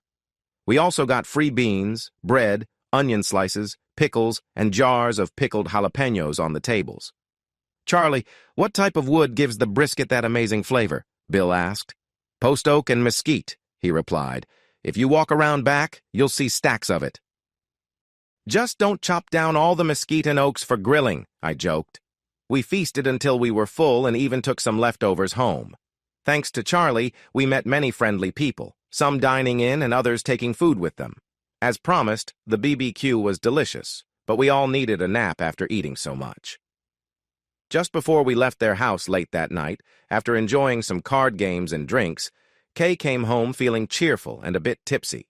She was giggling, moving around a lot, sharing stories, and seemed really full of life. After a little while, Charlie leaned over and whispered, "See why I married her? This is how she used to be, but hasn't seemed like this since our kids moved away. Maybe she's taken a liking to both of you." She might have, and it was a warm hug that I remembered fondly when we left. The next day, we drove to San Angelo in Bill's truck. We bought him all the tools and supplies he needed, along with some custom paints I had picked out, with Kay's blessing. He also needed some hardware and materials, so we got those as well. There were extra things we needed too, like special protective clothing to clean out the barn. I was the only one in charge of the cleaning crew, but I bought an extra suit in case someone else wanted to help. I planned to take my shotgun for safety, since the barn was dark and creepy, filled with bats and all sorts of little creatures. Later on Friday afternoon, after preparing for the upcoming week, Bill came over smiling. Guess who just called? With that smile, I joked, "Maybe Claudia? Just kidding. I have no idea who." "Remember Trisha from your group of friends? She's going to visit her grandmother in Brownwood Saturday, but wants to come here that night and stay with me." I congratulated him, but I felt a bit envious. Out of all my friends, you'd think someone would have reached out to me by now. He went back to his trailer to tidy up, and I called my good friend Lyndon on his cell phone. I hadn't had the chance to call him before, but I knew he and some co-workers often went to a bar after work on Fridays, without their wives. We greeted each other, and he moved to a quieter spot near the restrooms to talk. He asked how things were going. "Not too bad," I replied, "but I'm calling to check on some news I just got. How long have you and our other friends been involved with my wife? And don't say you haven't. I have evidence." Lyndon and I had played cards before, and he knew I was serious. He paused, and I warned him. "I've got lots of proofs ready to send. If you don't give me a truthful answer, they're going to your wife and family. 5, 4, 3, 2. Wait. Okay, we've had a few moments with her, but you were too busy to notice, so it didn't really matter to you. She was flirty with us, and we didn't have the strength to say no." "So how long has this been happening, and who recorded what I received?" "I can't remember exactly when. I know you were busy with that first housing project in Dallas. Chris recorded those videos, and he shared them with the rest of us. I don't know how you ended up with some. You have 5 minutes to get everything to me. After that, I don't mind what happens with them, but I'll keep them as proof in case she doesn't sign the divorce papers by the deadline. If I send this, you won't tell my wife, right? Not if you send me everything and tell me the details about when and where those videos happened." In my upset mind, I thought, "Believe that if you want, but if she doesn't sign and I file for divorce, all of you will be named anyway." I didn't share those thoughts, but they rang true. I went outside, fed Chase, and got into my truck. I was feeling frustrated and needed a drink and some company. I found both at the craft brewery, where Kayla was happy to see me, and quickly poured our favorite dark beer. I say our because it's her special recipe, and we both enjoy it. I noticed the way she was dressed, in tight jeans that showed off her long legs. She was tall, around 5'8", and slim, which caught my eye. Sitting at the bar, I could see her moving around, serving drinks, and her appearance stood out more than I remembered. She had curly brown hair that hung to her shoulders and striking features. Overall, she was attractive enough to grab my attention. As I watched her, I thought about how my past experiences had changed my views. I used to be choosy, but after meeting several women who turned out to be quite different from what I expected, I became more open-minded. Some didn't put much effort into relationships, while others were enthusiastic, which made me rethink what I truly wanted. I could see in Kayla a mix of warmth and some sadness, likely from past experiences with her partner and others. I thought she might be fun to spend time with, but I wasn't sure she was looking for anything serious. I decided to just watch and see if she would suggest something casual. Suddenly, someone spoke up from behind me. "Aren't you the one who helped out at the dance last weekend? I just wanted to thank you, on behalf of all the girls and women who face trouble." I turned around, and my mouth almost dropped. She wasn't just pretty. She had a natural beauty with long blonde hair and wore a fitted t-shirt with a fun saying. Her jeans fit her nicely, and she had a friendly, innocent vibe that was hard to resist. I thought about how I should probably be cautious, but she seemed so genuine that I got a bit lost in the moment. "I appreciate that, but I can't take all the credit. It was a team effort with the young men who stepped in and the professionals who helped afterwards. But if you want to thank me, that's fine. Now, who are you, and who are you here with?" She pointed to a table and started walking that way. "I'm Brooklyn, and I'm here with my friends Carrie and Sherry. I turned 21 last weekend, so they brought me here to enjoy a legal drink in a lively place." I laughed. "The fact that you think this is the real deal instead of a craft brewery shows me that all three of you just turned 21, right?" She smiled and nodded, then introduced me to her friends, who looked nice in their own way. "Would you like to join us?" Brooklyn asked. "Sure. But if you're all really 21, I'll buy you your first drink here, and I can get your friends one too if they want. Everyone's actually 21, right?" They eagerly agreed, and I added, "Just a heads up, Kayla knows everyone here, but you might need to show your IDs if she doesn't recognize you." They nodded again, so I asked which drinks they liked, knowing they probably had no idea. They didn't, so I suggested I'd bring a sampler so they could try different ones before I bought a round. Kayla looked amused as I walked over.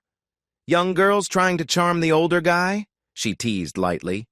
But she added, I know Brooklyn from the store. She's a good kid who has had a rough time, and she really just turned 21 last week. I also know Carrie, whose mother has had a few husbands, and Sherry, who comes from a nice family.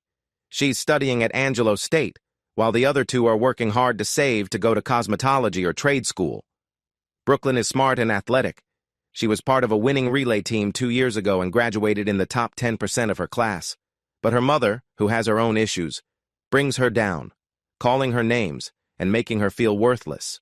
Because of that, she struggles to have the confidence to apply for scholarships, so she works a low-paying job, hoping to eventually move away from her mother, who likely takes her money as fast as she earns it. As she poured the sampler, Brooklyn shifted from someone I'd noticed to someone I wanted to help. Most of the drinks made the girls make faces, but Brooklyn liked the house special I enjoyed, and the others chose the ale. I was surprised because I thought they'd go for the light blonde, but they didn't like it at all. Now I had a dark beer drinker and 2 ale drinkers to watch over, and I wasn't going to let them leave drunk. There was a food truck outside, and since they hadn't eaten yet, I bought them some food to help with the drinks. There was a jukebox in a weatherproof shed, and they wanted to dance. I agreed to just country and classic rock, so they danced together to their favorite pop and hip-hop songs, while I took turns dancing with them. Although they were 21 and I was close to 30, we still found ways to enjoy the evening with just one more round ordered. I noticed it was odd to see so many people over 40 around, but not many younger folks, especially given the limited options for entertainment that I knew about. As I was helping them into Sherry's car, Brooklyn asked, If you're free tomorrow night, would you like to come to the movies with us? It's getting great reviews, and everyone is talking about how good it is. I almost laughed, but she was serious. Realistically, I didn't have anything else to do, so I said yes and asked what time I should pick them up. They talked for a moment and then asked if I could pick them up at Sherry's house. Okay, where is that? I asked. Follow this road for a mile and turn left on a private road called Owens Lane. I live in the only house on that road about half a mile down. If you give me your number, I can send you a pin. I hesitated, then told them, This number is private, so promise not to share it if I give it to you, okay? On Saturday morning, I worked on the tractor and shredder and had them ready before I ate my sandwich and chips.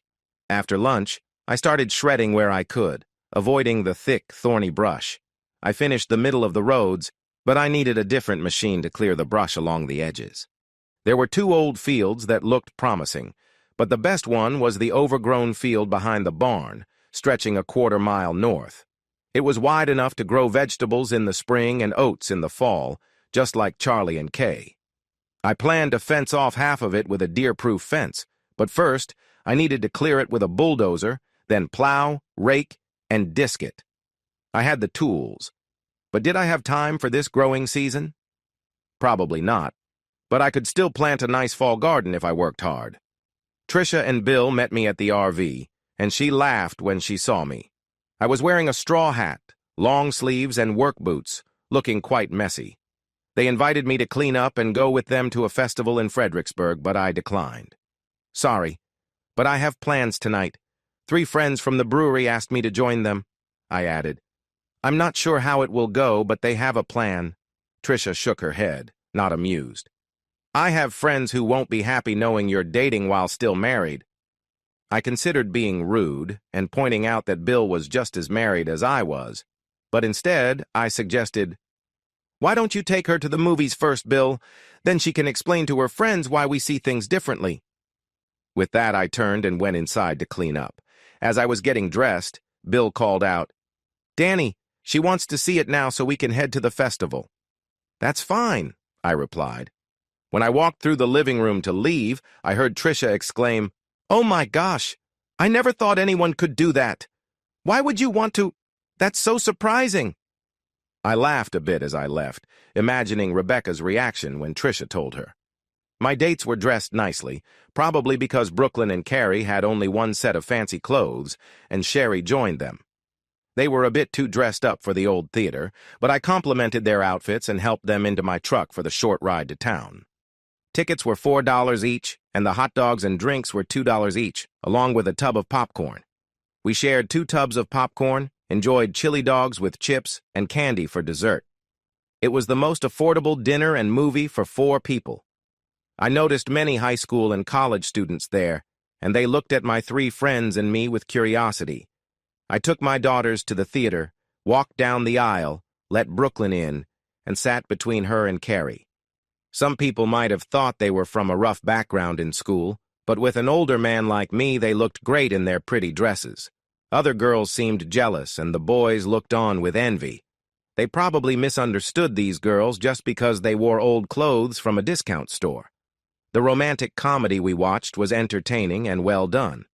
Of course, all the characters found their true love and lived happily ever after, which my girls really enjoyed. I didn't want to hurt their feelings, so I kept my thoughts to myself. Sherry had to head back to college the next day, and the others had early shifts at work, so I took them back to Sherry's place and told them they were the best dates I'd had in a long time. This earned me a quick kiss from Sherry, a shy peck from Carrie, and a playful kiss from Brooklyn. She texted me a thank you on my way home, so I had her number too. I thought that was sweet because she was nice and fun. However, I felt hesitant to get too close to someone who might be struggling. On Sunday, we attended church and went out to lunch afterward with Kay and Charlie. We met a lot of new people, and the sermon was thought-provoking, so I felt the time was well spent. On our way back, Kay faced us and said, "We saw the movie, and all I can say is God bless you both. Those 3 women don't seem to offer anything good, so you need to protect yourself from them. They shouldn't take anything from you, and we're here to help, so don't hesitate to reach out." Bill and I were at the family place early Monday morning. I realized how useful ATVs could be out there, so I ordered 3. Unfortunately, that meant I had to clean up the barn and fix it to store them. I drove Charlie's trailer up to the barn doors, cleared the dirt away from the bottom, and managed to open them. Countless insects flew out, followed by various small animals I didn't recognize, all scurrying and making noise. Some refused to move and seemed angry that I was disturbing their homes. However, I had a lamp that lit up the dark barn and a shotgun that I fired into the air as a warning. Most of the animals scattered, but one hissing creature stayed behind an old hay bale. I pulled the bale aside with one hand while pointing my shotgun with the other. It turned out the hissing noise was just a possum. I tried to move it along with a rake, but it kept hissing. Eventually, it slowly left through a hole in the wall. Closing that hole would be my first task after I took all the junk to the dump. As I started cleaning, I found it wasn't all junk, which slowed me down. After we returned to the trailer, Bill said, "I know the crew is on their way, but I need someone to help with tasks, bring tools, and so on. I can't keep doing everything alone." He added, "And when will your electrician be here? I don't like how the lights dim when I use too many tools." I didn't have an answer about the electrician, so I said, "I could use some help too. That barn is a bigger job than I expected. We have the crew, the road workers, and the woman with the bulldozer all coming this week, which will make things even more hectic." That's when I remembered that Brooklyn and Carrie were working jobs with low pay and no benefits. What if I hired them to help, paid them the same as our other workers, and covered their insurance? They might really like the offer. I sent a text to Brooklyn asking her to call me after work. A moment later, I realized I should explain better, so I sent another message that said, "I might have jobs for you and Carrie." She replied with a thumbs up and 4 okay. I gave a thumbs up back and went to tell Bill. He was unsure about having a young helper, but he needed one. "One of them will call me after work at 4. We'll put it on speaker, and we can listen together. If they are interested, we can plan to meet with them when we can all be together." By 4 o'clock, we were both pretty tired, so we sat on the ATVs in the shade of an oak tree on a hill, got a connection, and talked to Brooklyn.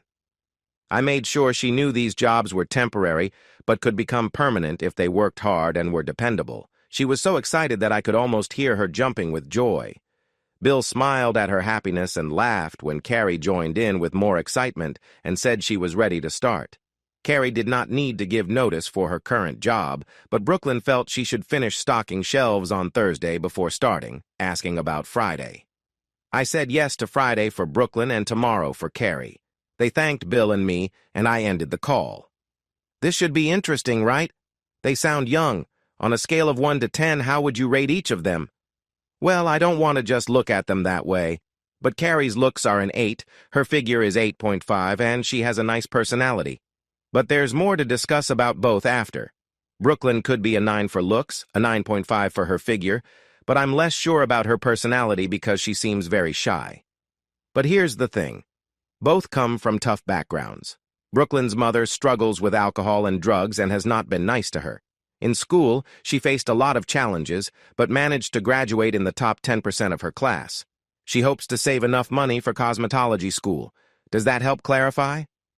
I think her confidence is a bit low, but she does have some self-respect. Bill nodded, understanding. I moved on to talk about Carrie. I don't know much about Carrie's school or sports skills, but I heard she had a rough childhood trying to deal with her mom and stepdads, who faced many problems with drugs and alcohol. She seems strong despite everything. Based on a nice goodnight gesture she gave me after our outing, she might just be looking for kindness. I'm not sure. The third girl I know is Sherry, a junior at Angelo State. I think she and her parents want to help Brooklyn and Carrie find a better path. I want to be clear. I am not just thinking with my feelings. I truly believe they will be great workers who will appreciate the job and the support. I know both girls could use some dental care, and maybe braces, but honestly, they already shine with their natural beauty, bright smiles, and happy personalities. I'm not saying to ignore their past, but we should think about where they come from before treating them poorly. In my view, they need support and guidance before they are ready for serious relationships, I said. Bill laughed and added, "You really do have a talent for noticing attractive women. Neither of them has any ties to rich families, right?" Both girls returned to their jobs to speak with their bosses. Carrie's boss just shrugged and gave her a check, letting her know she would be starting a new job tomorrow. Brooklyn's boss offered her a little more money but got angry and called her ungrateful when she declined. He stormed to the office, handed her the final check, and told her to leave, so she would also begin her new job tomorrow. We returned to the camp, took showers, and invited Kay and Charlie to join us for dinner at a place of their choice. Charlie was ready when we drove up and offered us a drink. Classy Kay was ready quickly and picked the restaurant. "There's a new Italian place downtown, and the owner and chefs are all from Italy. We've been wanting to try it, so let's go together." The food was so good that we started talking about how they got their unique herbs and spices. Our compliments brought the chef out, but he just smiled and said, "Trade secrets.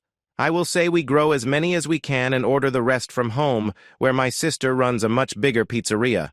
I hope to open a place in a big city someday, but for now, I love it here in our little town." After a delicious cone of gelato, we took a walk around the square and did some window shopping. The girls wore work jeans and shoes, but I wasn't sure if they had long-sleeve shirts or anything else they might need. Kay noticed my interest in the Western wear shop and seemed curious, so I explained about the girls we hired for some help. She looked unsure at first, maybe thinking I had bad intentions. When she figured out that I had good intentions, she began to suggest ideas. "For the tough jobs you'll have, the lumber and hardware store is a good choice," she said. "The first time you go there, take the girls with you so they can pick out work shirts, pants, socks, and boots. Maybe even straw hats. You can say it's part of what you're providing for them, or they can repay you once they start earning." She sighed. "They are really sweet girls, but they are a bit naive. They have potential, but I worry about them. They were good students but had no social life, probably because of their mothers and the people around them. Kids around here don't want to get involved with families that struggle, and that sadly describes their mothers more than it does them. I'm sure the parents from the better families kept their kids away from Carrie and Brooklyn, too. I wouldn't say people look down on them, since they are smart, attractive, and good at sports. Carrie played softball and Brooklyn ran track, winning medals at state. But I heard that the only boys interested in them were older guys and some high school boys wanting the same things. You know what I mean. If you want, I can help you find some nice clothes for work and maybe some casual outfits so they won't always wear the same things," I offered. She smiled and said we could take her up on the casual clothes and maybe some dressy ones soon, once we figured out if they could spare time for work and be reliable. She laughed. "These girls were cleaning, cooking, and doing laundry since they started kindergarten. They've done more chores than many people have done in a lifetime, and they even got awards for perfect attendance at school, despite having no one to wake or feed them and no car to take them around. Bill chuckled. If they can handle all that, working for me should be easy. But I doubt they have seen a barn like the one Danny and his helper will tackle this week. The next morning, it rained heavily, so I sent a text telling them we would pick them up and asking where to meet. Can you come by and pick us up? Carrie is with me because we planned to use Mom's old car, but it wouldn't start. I was about to text you, she replied. I followed the map to an old house in a rough part of town. It wasn't the best neighborhood, and the closest neighbor was a few blocks away unless someone was living in the rundown trailers nearby. You never know, but for some people, having a roof over their heads at night is all they want or can manage. Some might also be trying to avoid immigration enforcement if they are undocumented, like many workers in construction and landscaping. Day workers used to gather at certain places in North Dallas, and those of us in construction would come by and choose a few to help. We learned that many of them were skilled and always had documents to show if immigration agencies visited a job site. That frustrated me a bit. We were paying more than double the minimum wage to new workers, plus we provided insurance, but our job ads went unanswered. However, word of mouth worked well for us, and we built a workforce that many envied, mostly based on referrals. I needed to learn more Spanish than I did in high school and college. I also had to train myself to understand their quick speech. Before long, they were better at English than I was at Spanish, and we had conversations that mixed both languages. Bill was chatting with the girls when we arrived at a store that felt more like an old general store than a hardware store. It had a lot of items, including tools, building supplies, and more. I took the girls to the section for work clothes and told them we provide proper clothing for new employees. They could choose 5 pairs of pants, 5 long-sleeved work shirts, and a pair of steel-toed boots. They looked surprised and a bit unsure. "Do you buy clothes for all new workers?" Brooklyn asked. "When they will be working in tough conditions like you will, yes," I replied. "Oh, and don't forget a straw hat to protect your lovely faces and skin from the sun." I left them to choose hats, but the options seemed limited to denim or khaki. I handed my shopping list to the woman at the register and then went to the section for ammunition. A friendly woman around 45 approached and asked if she could assist me. "You sure can. I have an M1 Garand that uses Springfield 30-06 rounds, and I see you have those hard-to-find 8-shot clips," she smiled. "We have a hunter who also uses that ammo, so we keep it stocked. How many do you want?" I ordered 4 clips, a box of 22 shorts, a box of 22 long rifles, and a box of 410 shells. "Do you have a rat and snake problem?" she asked. "Definitely rats, and I think some rattlesnakes are living in the barn with them. I usually leave snakes alone, but I don't want to work near dangerous ones." "That makes sense. But be careful not to accidentally harm the bull snakes or king snakes as they eat the rattlers." I assured her I would be careful, even if I found snakes quite frightening when they suddenly appeared. We both laughed at my feigned shiver. She had been observing me closely and then recognized me.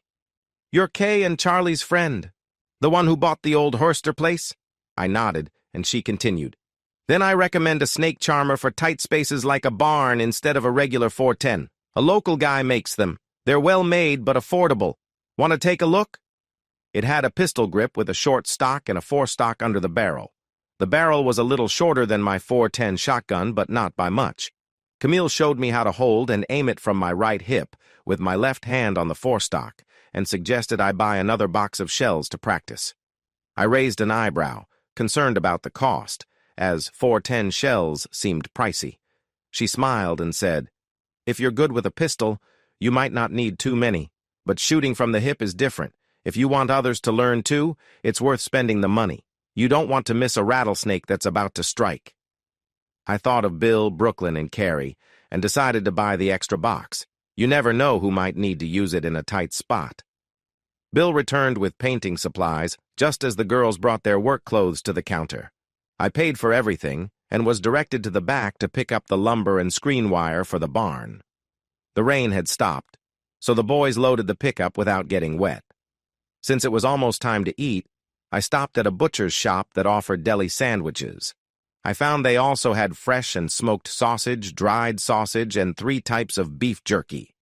I got some of each, joking about how they must have fancy seasonings due to the prices. We made our way down the only road suitable for a pickup and parked under a very old live oak tree between the house and the barn. Maybe it wasn't 1,000 years old, but it was definitely large and impressive.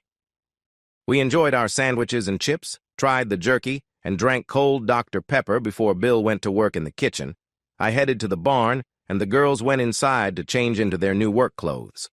I wasn't sure who would work with Bill and who would work with me, but Brooklyn appeared in the doorway, paused to look around, and wow. Work clothes are usually practical and tough, but somehow Brooklyn made them look stylish. The jeans she wore fit well enough to catch your attention, and the denim shirt she had on seemed snug under the pockets. I thought about switching her out with Carrie to help me focus, but since she was here, I said, "Let's start by moving these old straw bales to the door and loading them on the trailer." She came over, watched me lift one, and then took the next one in the small pile. She looked strong and moved quickly. By 2 p.m., we had finished loading the hay onto the trailer, dealt with a snake, and made a possum leave its home. There were various old things in the barn that previous families had stored away, like old furniture and items they no longer needed. We began taking them out and cleaning them up, excited by the treasures we found. Some of it was just old junk, but much of it was in good condition and looked much better after some cleaning. We were having so much fun that we lost track of time and were surprised when Bill and Carrie came outside. Carrie didn't fill out her work clothes like Brooklyn, but she looked good in them nonetheless. We grabbed a Dr. Pepper and sat in a circle on 4 old wooden lawn chairs we had cleaned up. They were a bit wobbly, but safe enough to use. Bill and Carrie shared what they had done inside, and we shared our barn discoveries. Bill mentioned, "I heard the shot. Was that your new tool?" "Yes, it was the first shot, and it worked perfectly. It's very useful. By the way, I want all 3 of you to practice using it just in case of emergencies." I noticed the surprised looks on the girls' faces and asked, "Wait, you haven't used a gun before?" They hadn't, so we decided to schedule some time tomorrow for them to learn how to use the .22, the .410 shotgun, and the other tool. As we talked about our plans for the next day, I heard the sound of trucks approaching. The crew from Denton arrived first, and right behind them was a woman driving a dozer and an unusual vehicle. Bill welcomed the dozer operator. I spoke to the crew and then approached her. She explained, "I would have arrived sooner, but I was concerned about the rain. It didn't hold me back, and the forecast looks good. I'll unload the equipment, park the trailer, and be back in the morning." She looked over at the crew and the girls, asking, "Have you found tasks for them? How are they doing?" "Today is the first day, but Bill says Carrie worked hard, and Brooklyn had a great start in my opinion. They might be tired and want to rest tomorrow, but overall so far so good," I replied. "I don't think so," she said. "These are good girls who have faced tough lives, and they deserve a chance. Just remember, life has not been easy for them." I nodded and reassured her. "I put them on the payroll with benefits, and I treat my employees well. You can ask the crew from Denton for references. Yes, they are good-looking young women, but I would never exploit anyone." She seemed content with my response and said she would check in with them.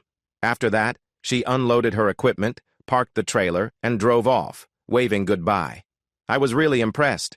She was about Carrie's size and looked young, but she handled that heavy equipment like a professional and shifted gears on the truck like a skilled driver. When I got back to the shade, the crew members had drinks in hand and were joking with the pretty girls who weren't sure how to react. The crew chief, Angel, looked at me with a little smile and asked, "Hey, bossman, is your wife part Cherokee, like Bill? I'm asking because she seems pretty upset this week. From what I hear, she's been visiting your office and every work site, asking everyone where you are. We're the only ones who know, and we're not scared of her, even if she is a bit fiery. We told her we didn't speak English and just stood there looking lost. She got mad and left in a huff." Having a little trouble at home? I decided to just be honest. It might be because she's been acting a bit wild lately. All those trips to take care of Mom? Yep, she, her mom, and Bill's wife, Claudia, were busy with a lot of guys, which might explain why their team hasn't been doing well. Angel looked surprised. 2 of the crew frowned and mumbled in Spanish, while 2 others looked down, shaking their heads. But it was Carrie and Brooklyn's shocked reactions that caught my attention. They didn't say a word in front of the group, but I knew we would talk about it soon, especially on the way back to town. In an upset voice, Brooklyn said, "Danny, I can't believe your wife was unfaithful to you. You're such a great guy. How could she do that?" I chuckled a bit. "Guess she didn't see me the same way. But I'm not the only one hurting. Bill's wife was doing the same thing at the same time. Just to be clear, neither of us knew what kind of person we were marrying. In fact, Rita was really tough to get close to, but when she decided she wanted to be with other people, she should have told me and ended things, instead of making me feel ashamed." Bill's frustration was clear. "Everyone told me about her family's reputation and her attitude, but Claudia claimed she had changed. We were supposed to marry, have kids, and be happy. She said she was off birth control, but maybe it's lucky she didn't get pregnant in 3 years of marriage." "Yeah, I've heard the same story," I replied. "She told me to wait a year for my business to grow, and then we'd start a family. When she still wouldn't stop using birth control 3 years later, I should have seen the signs. Instead of starting a family, it was always about a bigger house or nicer car. Now I get it. Maybe she didn't want kids." Brooklyn leaned up from behind me, patted my shoulder, and said, "You should marry someone who appreciates you. Rich people can be so cold." I thought that was a kind gesture, but I preferred to change the subject. "So living in Chance all your life, how much contact have you had with rich people?" The girls chuckled. They looked at each other in the rearview mirror. This time, Carrie spoke up. "When you grow up as poor as we were, everyone else seems rich. Even when we made friends with richer kids, their parents would not let them have us over to play. They would not let their sons date us either. People called us some very mean names. Do you mean as pretty as you two are? You never dated?" Bill asked in surprise. "Well, honestly, kids here do not date much. We meet up in groups. We were never with the rich crowd. But in school, we were accepted. We were good students. We joined sports and school events." Brooklyn added we were invited to the prom every year and to other events too. So it was not all bad. The hardest part for both of us was our mother's bad reputations. It brought us a lot of unwanted attention from grown men and older boys. It was hard on a girl to have to lock her bedroom door at night and say no to those men, Carrie said. Brooklyn got her phone for safety when she was 11. I got one when I turned 12. Until then, I was skinny and no one noticed. But as soon as I grew, I got lots of unwanted attention from Mama's men. That happened to Brooklyn earlier. She had to threaten to tell the school counselor to get the phone. After we threatened to call for help, the men usually stopped. I called once. It caused some trouble, but things got better after that. But not for Brooklyn. The way she said that showed there was more. So I looked at Brooklyn in the mirror, and Bill shifted so he could see her. "Go on, tell them," Carrie insisted. "They shared their story with you this afternoon." Brooklyn looked pale, then blushed deep red. She then told us about a very scary night with one of her mother's boyfriends. It was a frightening experience that hurt her badly. Despite their warnings, she called 911 as soon as they sped away on their motorcycles. They were never caught, and she faced judgment from the community. This happened 2 years ago when she was 19. The local health clinic offered free counseling sessions every other week for a year, which helped her deal with the situation and the people who knew about it. She shared her story calmly but avoided eye contact. Then she began to sit up straighter, square her shoulders, look at each person and said, "I'm not proud of what happened or how my life has gone so far. But I'm not what some people say I am. I am a proud graduate of Chance High School. I earned a medal in track, and I'm learning to live on my own while supporting my mom so she doesn't have to rely on bad people for money. I survived, and I want to build a better life for my future kids." Moved by her story, but knowing she didn't want pity, I asked, "What do you girls hope to be doing in 5 years? Just working here, or do you have bigger dreams?" Both girls bristled, which was encouraging. Then Carrie replied, "I want to get a college degree to become a nurse, but I may need to start as a licensed vocational nurse until I save more money. There are many jobs for nurses, and I love helping people heal. Just ask Brooklyn. I helped her when she was hurt." Having overcome her past, Brooklyn chimed in, "She is. She's great with people. I'd love to have her as my nurse." "And you, Brooklyn? Do you see yourself stocking shelves or doing something else with your honors diploma?" She looked toward the mirror and said, "I want to be a teacher. I was part of a program in high school where I got to help younger students. I also helped out in study hall and got an award for being helpful to others. She paused and added, like Carrie, it's more of a dream right now because I'm trying to be independent while taking care of my mom's bills and groceries. On my way to their homes, we passed a Mexican food cafe a few blocks away. Is that place good? I asked, and both girls nodded eagerly. Would you like to stop for a meal? I'm treating, and you can take home food for your mom. After the long workday, I thought they might decline, but they replied without hesitation. Yes, that would be great. So I turned the car around. Carrie took a brush from her bag and smoothed her hair, while Brooklyn adjusted her ponytail. Neither of them used makeup, and when we got out, they tucked in their shirts neatly and walked with me to the entrance. It must be tough to work all day, fix your hair, tuck in your shirt, and still look nice, Bill whispered. I just nodded in agreement. They might face tough challenges, but they were naturally pretty and carried themselves well.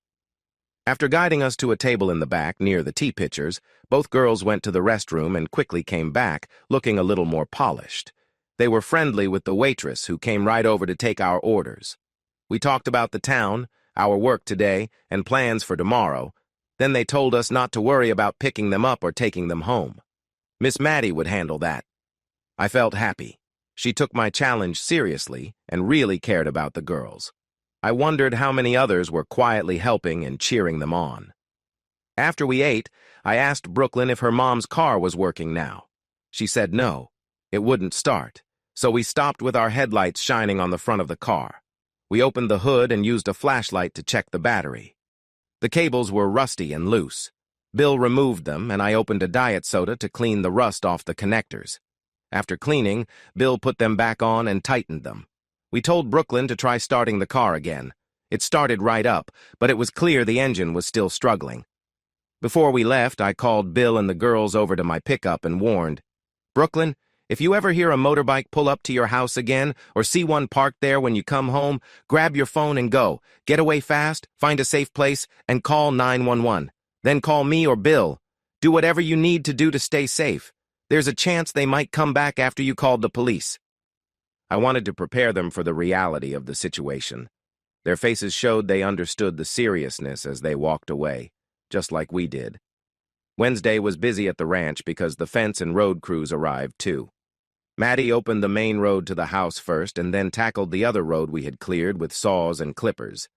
That big machine worked hard, clearing out brush and leaving a wide path along each road, with bits of debris spread across it. The fencing crew did what they could before Maddie moved along the fence lines with Charlie and Kay's help. Danny had the road crew working on the entry road, which would be fixed up, drained, and paved for all-weather use. Chase had been staying with Kay and Charlie while we worked. At first, he didn't like the ATVs, but then decided that Kay's air conditioning and snacks were much better than the outside heat.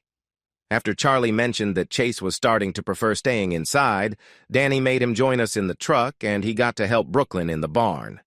The animal smells were intriguing, and with Brooklyn being so nice, he was happy even in the warm spring weather. Meanwhile, I was busy moving from one contractor to another and trying to use the tractor to clear the old road to the river. It was getting late, and the crews had left by the time I finished.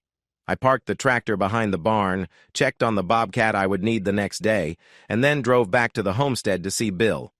I found Bill relaxing with the two girls under the big oak tree, enjoying cold drinks. "How's it going?" I asked. Bill replied, "Carrie and I finished the kitchen and started on the stairs. We should have those done by noon tomorrow, and then we'll begin working on the windows in the living and dining room. After that, I said I wanted to clean the stonework downstairs before we fix the floors. Cleaning the stonework would need more hands." I turned to Brooklyn, who was petting the sleepy silver dog resting on her feet. "Chase and I did a lot too. He was a huge help in keeping pests away and even caught some rats and mice.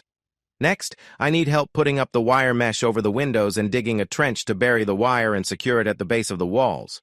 Do you know anyone reliable available tomorrow? My usual helper is a bit scattered." I nodded, realizing I hadn't been helpful, and promised to ask Angel about a couple of guys to install the mesh over the high windows and along the barn walls to keep critters out. "Did you get anything done?" Carrie teased. "Besides chatting with people?" "Actually," I replied, "come with me and I'll show you. And you too, lazy pup." Chase got up with a grunt, then came over and jumped in when we loaded up. He stood on the wheel well to see over the cab, becoming our lookout. I parked on the bluff above the swimming hole and pointed to the zigzag path I had cleared down to the water. There were still a few big rocks in the way, but I believed I could fix those with a small dozer or a bobcat. "Let's go," I called out as I climbed out, and the others began to unload as well.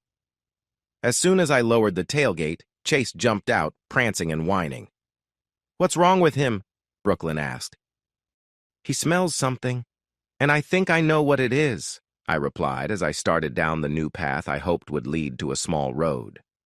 We stopped at the bend to see the fish swimming in the shallow water near the shore, but could only spot some perch. Meanwhile, Chase was trying his best to catch one, standing still in the water and watching for movement. We continued to the river, and Brooklyn noted how nice the bank looked after being leveled. Carrie knelt down to test the water. "Wow! The temperature is perfect! We should swim!" she said excitedly. Brooklyn laughed, which made me hesitate about joining in, and Bill started taking off his boots. Swimming in broad daylight with neighbors nearby? Probably not a great idea, but I seemed to be the only one thinking that. Boots, socks, and jeans were left on the shore, and Carrie was already wading in wearing her top and bottoms. Brooklyn started to unbutton her shirt but looked at me. I shook my head.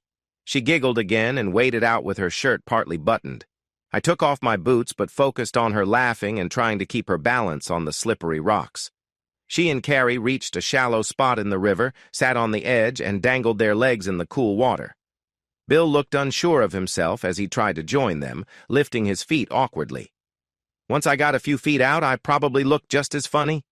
We made it, and the girls shifted to make room on their ledge. They splashed their feet, we chatted, and I couldn't help but notice the water glistening off their legs.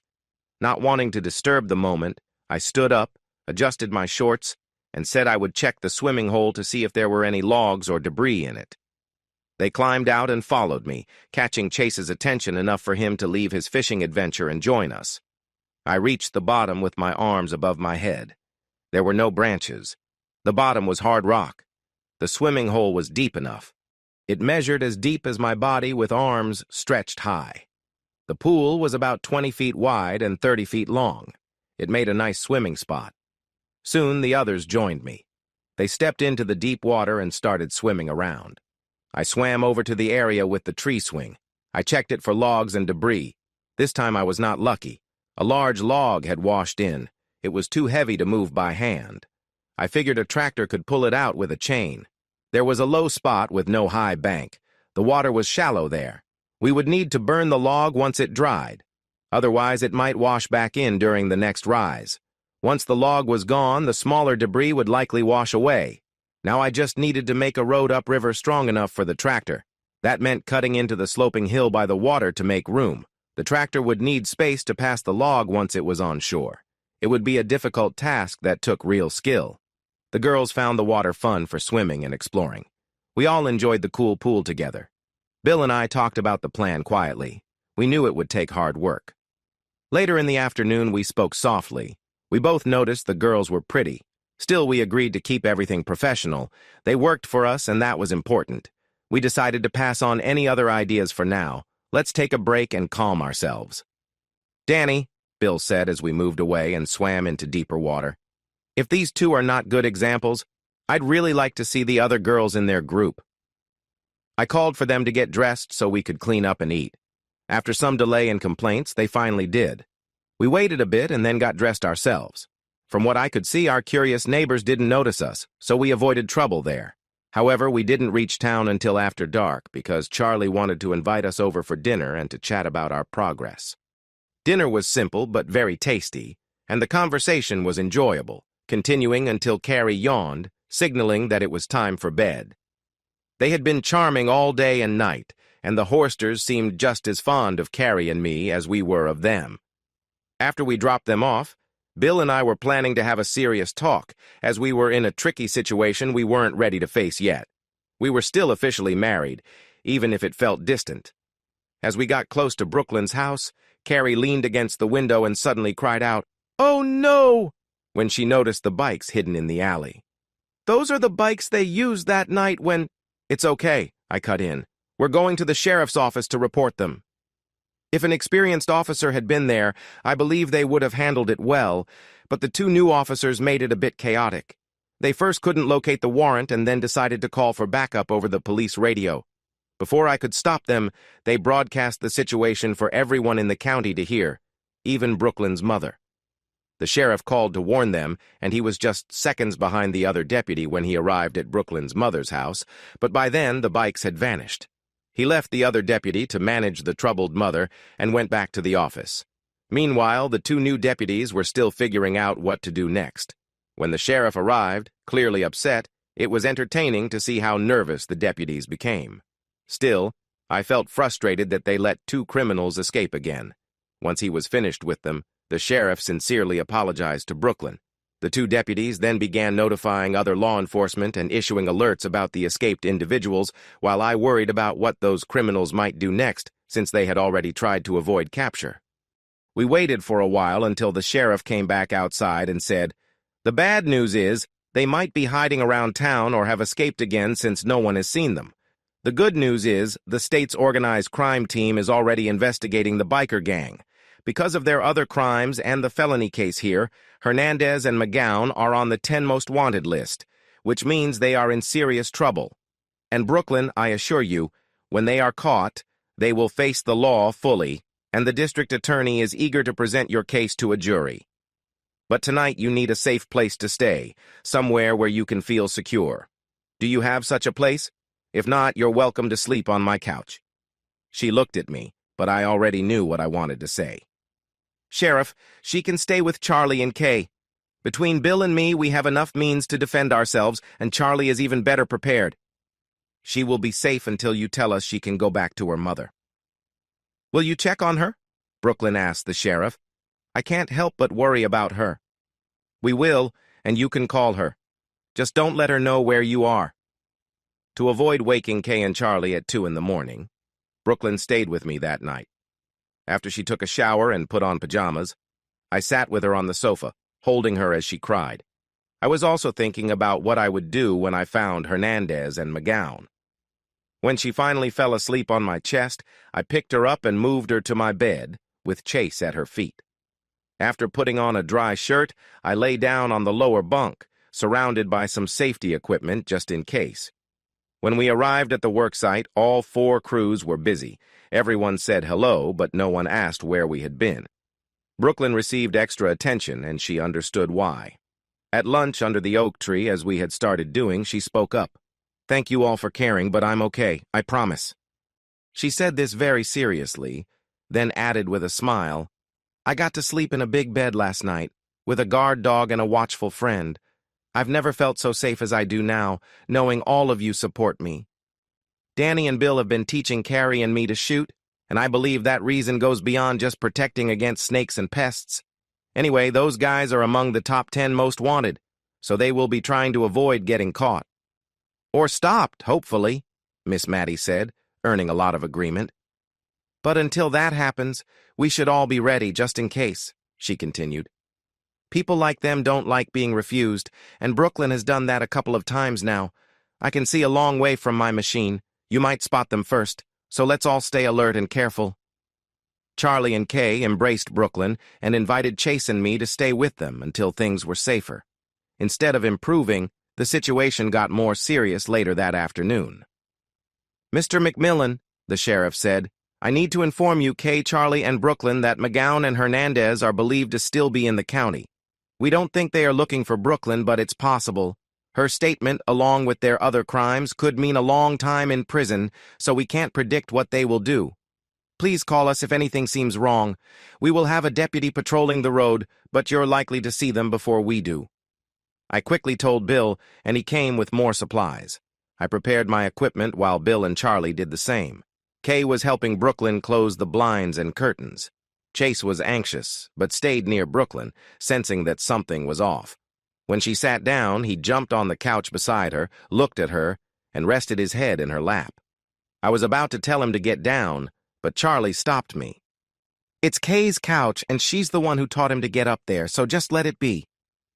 Charlie took the watch from 9 until midnight, Bill took over until 3, and I took the last watch from 3 until 6, when everyone would wake up. Chase chose to be a personal bodyguard and spent the night next to her bed. I thought I heard something around 3:30, so I quietly walked to her door and opened it. All I heard was a low growl, which meant he was on duty, even if he seemed to be sleeping. He had never protected anyone as thoroughly as he did while I stayed home with him, especially after Rita came back from her trip to Oklahoma. He didn't like her right from the start, showing he could judge character well. He got along with most women, like Brooklyn, Kay, Danielle, and Gina. But Rita was different. That was enough said about her. That night was quiet, but the next morning everyone who was working was prepared. I equipped Angel, Juan, Armando, Lupe, and Chuy to be safe, especially considering the challenges some might face while driving. In Texas, the laws should be clear, but not everyone is treated the same. When Maddie called, we all answered, men and women from different backgrounds. None of us shied away. Bill and Carrie made their calls from the house, and Maddie called while I kept Brooklyn hidden in the barn. Maddie tracked Hernandez and McGowan when they crossed the river and came onto my land. 3 men were clearing brush nearby, but they quickly vanished, as Maddie said. Armando, Lupe, and Chuy got into position and confronted the newcomers. The men turned and fired shots, but Lupe was in a safe spot, so their shots missed. They should have stayed hidden, but instead, they rushed forward, which gave Chuy and Armando clear shots. The plan was to disarm them if possible, but if not, act quickly. They ended up unable to move. There was a lot of shouting from them while they were on the ground until Bill, Maddie, and I fired shots into the dirt near them, making them drop their weapons. Then they started pleading. Just like in old westerns, I poked Hernandez in the hip while Maddie nudged McGowan a bit harder. When they quieted down, we jokingly discussed various painful options, wondering how to handle them. When Bill joined in, explaining some old methods used by people in the past, they looked quite frightened. Just then, the sheriff and some state troopers arrived, interrupting everything. They asked us many questions about what happened, even with the injured men on the ground asking for help. We debated the quickest way to move them from the brush to the road, and focused more on speed than on their comfort. We made some simple stretchers from nearby sticks and brush and loaded them up to get them moving. We tried to convince Chase to help, but he was more focused on biting their hands and growling at them. So, Bill and I took charge. We didn't find the easiest or smoothest paths, which caused some bumping around with the injured individuals. I ignored their complaints and threats by reminding them that they were the ones who came onto my land while armed. If they hadn't shot at Bill, Maddie and I wouldn't have had to fire back. We even asked if they would have preferred we aimed higher, which got us a few moments of whimpering instead of threats. Yes, Chuy and Armando fired shots, but having the landowner and a local person pulling the trigger made it a lot clearer for everyone. After the state troopers and a deputy left to take the suspects to the hospital and watch over them, the game warden joked with us. He playfully suggested that the evidence made it look like Maddie and I didn't fire. Rather, it seemed several people were waiting for the intruders and shot them after they had fired multiple rounds. I shrugged, and Maddie replied with anger, saying, "Are you calling me a liar? There have been game wardens who disappeared in Chauncey County for saying less. I just told you what the evidence suggested. I would never call you a liar, Miss Maddie. I believe you completely, and I'll stand by that." He was mostly joking, but he mentioned that a game warden had gone missing while working on a ranch years ago. It seems he had a crush on Maddie, like he did on a few other local girls. They were all at the ranch when he was checking on hunters, and after that, he was never seen again. The girls didn't know anything about it, they never found him or any clues, and his truck was located in a completely different area. It was said that some parents went to complain to the local sheriff about the game warden, and the case was eventually put on hold because there was no solid evidence. That's how Charlie told the story. I was left wondering what would be left if something terrible happened to you, and if there would be enough to bury. Brooklyn wasn't hurt by the gunfire, but seeing the people who had harmed her, even in bad shape, was tough for her. Kay arranged for her counselor to meet with her again, and she took her the next day. I got busy with what needed to be done in the barn before the guys installed the wire mesh, adjusted the doors, and fixed the window shutters. The last big task was checking and repairing the roof, which the crew would take care of. The fence crew was halfway done, and Maddie was about 80% finished with the roads and fences. She still had to clear the new field with a tractor. The soil looked good, but there could be rocks underneath. Once the field was ready, the fence crew would put up gates and a high fence to keep out deer and some small animals. My goal was to grow vegetables, berries, and fruits for myself and my neighbors. I started the Bobcat to work on widening the switchback. I was making progress, but it was slow and a bit scary. I didn't want to fall over the edge while operating the Bobcat. I did wear the safety harness that many skilled operators often forget. Things looked different when I was on foot, so I parked the machine and walked back down. It wasn't done yet, but maybe tomorrow. I still needed to clear more space on the switchback and take down a bit more of the rock ledge, which might give me enough material. As I walked along the riverbank, I enjoyed the peaceful surroundings and took a moment to celebrate the recent purchase and improvements we were making.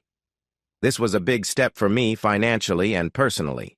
I was stepping away from running my construction company, which I had built from a small team, to a much larger operation with great contracts that lasted for years. With our solid reputation, more jobs were on the way. My new role was to secure these opportunities, and I could do that from anywhere, including this new place, once we had internet and reliable power. However, I would need a plane to get around, which I wasn't thrilled about due to costs and time. There might be other options for getting transportation, but I needed to think it through carefully. I headed upstream to check out the diving platform and rope swing.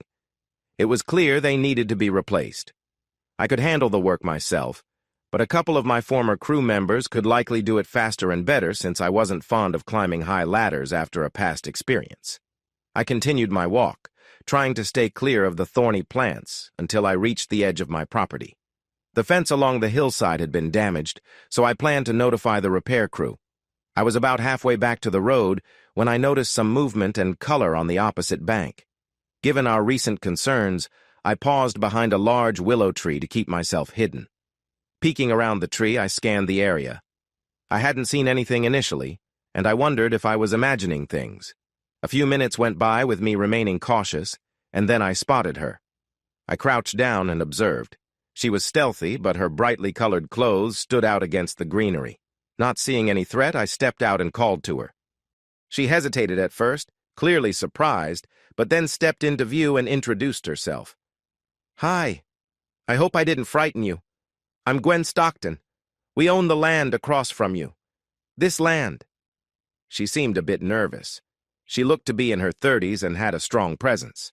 I introduced myself as Danny McMillan and mentioned that I had just bought the property, so we were now neighbors. I invited her to wade across the river to join me for a drink with some others later. She seemed surprised at my invitation, and I reassured her that there would be plenty for everyone. She laughed and, after realizing the offer was genuine, made her way to the riverbank. With confidence, she took off her shoes, rolled up her jeans, and stepped into the shallow water. Once she reached my side, she found a comfortable spot on a rock, letting her feet dry in the warm afternoon air. As we chatted about meeting friends later, I found her even more interesting up close. She had a great smile, which made her all the more appealing. She soon put her socks and shoes back on while we talked about the river that separated our properties. Together, we walked up the embankment. "Nice path. I didn't think you would do so well," I said playfully. "Do you not have anything else to do?" I asked, joking a bit rudely. "How do you know all this?" She laughed, but then turned serious. "I do have a life, but I spend a lot of time alone while my husband travels. He had health issues, and that changed our relationship a lot. But he's a good man, so I try not to complain. Anyway, nothing ever happens on my side of the river, but it's been exciting since you arrived." Her honesty surprised me and made me like her more. I wondered if she needed a friend, especially considering her situation. Since we stepped out of the bushes, our friends had been watching us closely. My group looked curious, and the locals treated her like they knew her. "Everyone, this is Gwen Stockton from across the river. She bravely crossed the water just to meet you and grab a drink." I took out 2 drinks from the cooler, and Maddie laughed. Gwen drinks wine. She goes to all the wine bars on Thursday nights. Gwen smiled and took the drink I offered. That's true, Maddie, but tonight's Monday, and I enjoy beer on Mondays. From there, things went smoothly, and by the time we finished our conversation, she was seen as a good neighbor. Chase liked her too, and was happy when we offered her a ride back to the river or even to her place. She smiled and said, "You've never tried to drive across the river? The bridge is about 4 miles that way, and then you can circle back on my road. It's a 10-mile trip both ways." Sounds good. Is your husband home, or would you like to share a steak at the general store? My husband isn't home, but I won't go anywhere dressed like this. If we both can change first, I'd love to try their steaks. We stopped at my trailer. She stepped inside and looked around while I got ready. She smiled when I came back. You clean up nicely, she said with a laugh. Are you bringing this beautiful dog? They allow pets on leashes. Can I put your leash on? I asked the dog. Gwen wants you to come with us, and we're having steak. I'm sure he wanted to go just because Gwen asked, but the promise of steak made him eager, and he waited at the door. Chase also wanted to see Gwen, but unlike me, he was allowed into her room. Maybe later I would have a chance. It's been a long time. So, I started smoothly.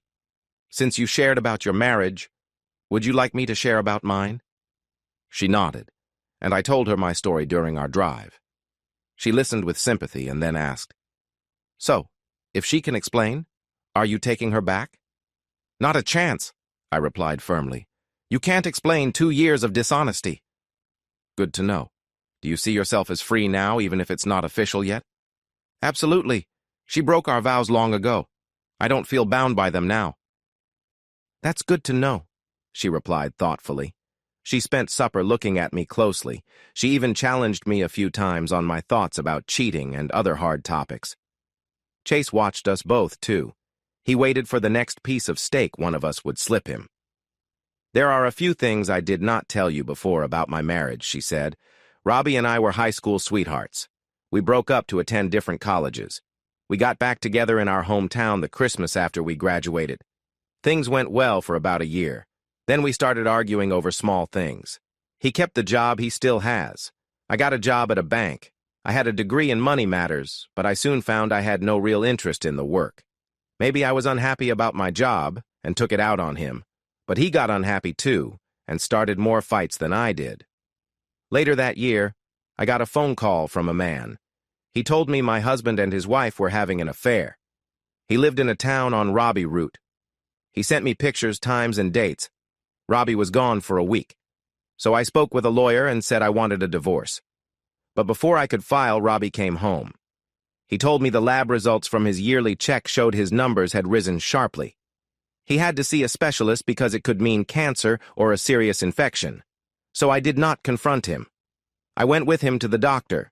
The doctor checked him and set up more tests. They came back positive for cancer. He started full treatment right away with radiation and then medicine. Later, the doctors said the cancer was gone. We celebrated the good news. After that, we faced something no one at 30 years old expects. He had complete trouble with the physical side of marriage. When nothing helped, Robbie gave up. That is when he let me go free. We are not divorced, but I live here and he lives in Dallas or wherever his job takes him. I thought about filing for divorce, but it seemed unkind because of his condition. He comes by from time to time. He brings gifts and affection. He puts money in my account and says he hopes I am happy. Then he leaves again. I do not hear from him for weeks or months. I live on the land my grandparents left me. Their old car is now mine. I live off the money they left me as their only grandchild. It is a good life. But I am bored. I am not getting the closeness I need or want. On the other hand, I am not looking for a full romantic relationship. I just want some warm company. So given the situations we find ourselves in, would you like to spend some time with me? I'm on birth control, so if you're sure you're healthy, we can skip the extra protection, which I dislike. How about coming over to my place for some fun? She was serious about being innocent and open to trying new things that weren't too overwhelming. For our first get-together, we kept it simple and started with the most common way. Then, I changed positions, and she enjoyed helping herself feel good. She reacted excitedly, so I knew she liked it. We tried another position where she seemed to enjoy things even more while exploring what felt nice for her. While she didn't react the same way this time, she still had a strong experience that was almost contagious. She attempted a different position, but it didn't quite work for her. We eventually got tired and decided to lie together and relax, drifting off to sleep. When we woke up, we felt good lying together. I thought it was nice to be connected in that way. She had a fancy coffee machine and made delicious coffee, but I felt like the best part of the morning was about our time together. I left her cozy and happy in her chair while I got ready for work. Chase had gone to have breakfast with Kay, and I found a note from Bill saying he took him to work next to Brooklyn at the barn. She seemed calmer and stronger than before. We discussed tough topics she hadn't thought about, and I found her ideas impressive. She reminded me of a character from a show, and even with the good time I had the night before, I felt a little distracted. I needed to be careful around her, or I knew I might do something unwise. Later, while having dinner with Kay and Charlie, she shared an idea her study group had come up with. Jean Ann has a niece starting college this summer.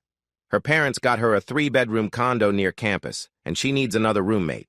The school counselor says Carrie and Brooklyn can get almost all the grants based on their family's money situation. She thinks we can set them up well, but they'll have to work a few hours each week for some of the grants. Carrie wants to become a nurse, and there's a great college nearby with a health sciences center. Another student from their school will be starting her second year and needs a compatible roommate. Her last roommate had issues, so she's happy to help Carrie get settled and show her around. We have places for Carrie and Brooklyn, all college costs covered, and good roommates lined up. We want to set up accounts for them to use for fun, like clothing and outings, so they feel comfortable. Isn't that exciting? Wow, that's really exciting. I'd love to help them with their spending fund. By the way, where is Brooklyn going? I was curious about her plans. To a place where a Texas-based motorcycle gang won't find her. For a girl who thinks that shopping in her hometown is exciting, going to the University of Washington in Seattle could be a big change, she said, staying calm, though Charlie seemed a bit amused. And that is where you come in. She looks up to you and respects you. Maybe you can help her see the good side of it. She told me she turned down scholarships from Texas Tech because it was too far. So yeah, Seattle is a long way. Kay had an idea. The first summer term starts June 1st, and today is May 5th. What if you took her up there?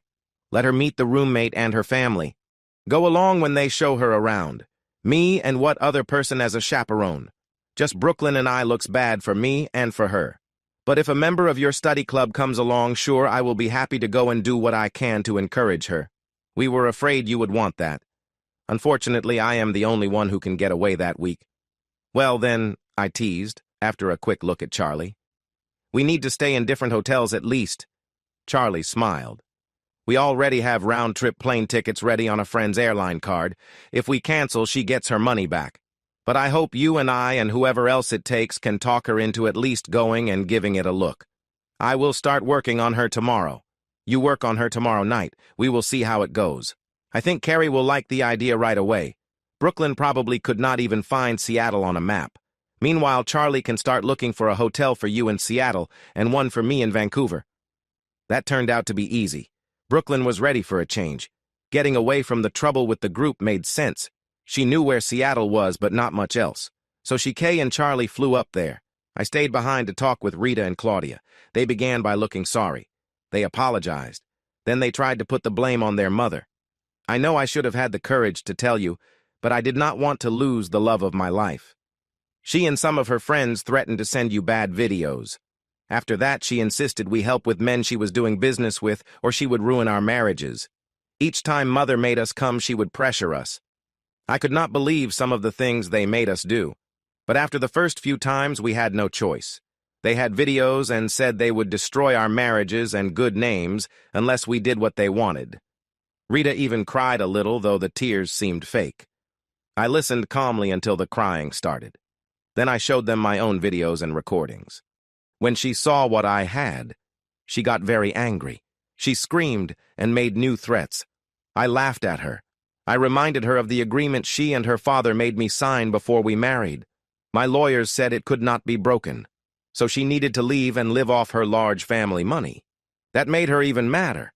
She made fresh threats about lawyers and powerful friends who would cause big trouble for me and my work sites. I thanked her for clarifying things. I mentioned that the judge in our divorce trial would likely find her words interesting, and I pointed out that I was recording our conversation. She suddenly got upset, stood up, and tried to hurt me, but I pushed the table towards her, causing her to fall back. And thanks for that as well. By nightfall, I will have restraining orders keeping you away from me, my work sites, and our old home in Plano. If I'm lucky, the court will see what you've done as threats, which could lead to you facing serious consequences. The people she was with drove away in a new car, which her father had bought for her after she had to return her fancy SUV. Bill and I shared our stories and watched the videos before bringing them to the sheriff. He looked at them, then sent us to the courthouse, where we filled out forms for a protective order against our estranged wives. The order would protect us and our properties, and the clerk mentioned that the judge would likely approve them before the end of the day. Not sure where to deliver the orders, I hired private investigators to find our wives and keep an eye on our homes. We sat outside on the steps of the old courthouse. I called back home to update my father about the situation and the protective orders. Thankfully, I recorded our conversation, and so did Bill, because my father made even more serious threats against us and my business. We crossed the street again and let the sheriff hear that conversation.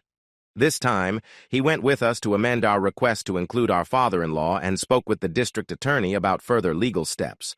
Before he went into the meeting, he advised us to head back home and take precautions. Instead, we drove to Llano and ordered 3 handmade rifles from a local gunsmith. He needed a couple of hours to put them together and test them, so we enjoyed some barbecue and looked around the town, visiting the historic jail nearby. The rifles, sometimes called defensive rifles, were our way of protecting ourselves from any unexpected trouble. I had spent nearly 4 weeks working on my new ranch. It wasn't perfect yet, but it was certainly presentable for guests. Carrie had become quite skilled at woodworking alongside Bill, and they had the house looking better than I hoped. The electricians and plumbers had completed their work with minimal issues, but updating an old rock house for modern use required some adjustments. Our next project was to install beadboard paneling in the bedrooms and the main living areas to cover the wires. Kay and her friends had taken my credit card to shop for antiques, and we also moved a trailer full of furniture to be reupholstered by a craftsman who had a big shop out in the country. He had originally planned to get to it when he had time, but after some chats and a good incentive, he agreed to work on it sooner. Charlie had been right. To succeed in this area, you had to be good at negotiating and sometimes even persuading people to prioritize your needs. Bill was very interested in the house, so it was being carefully fixed up. Brooklyn and the D-Mac crew turned the barn into a lively space, though some antiques and furniture from the house were stored at the far end under tarps. The good furniture was kept on the part of the barn with the original wooden floor, while the rest had dirt. The crew fixed the damaged wooden boards and covered the rest of the barn's floor with new wood. They hung old-fashioned light fixtures that had bright modern bulbs, so the place was well lit at night, perfect for a party or dance if anyone wanted.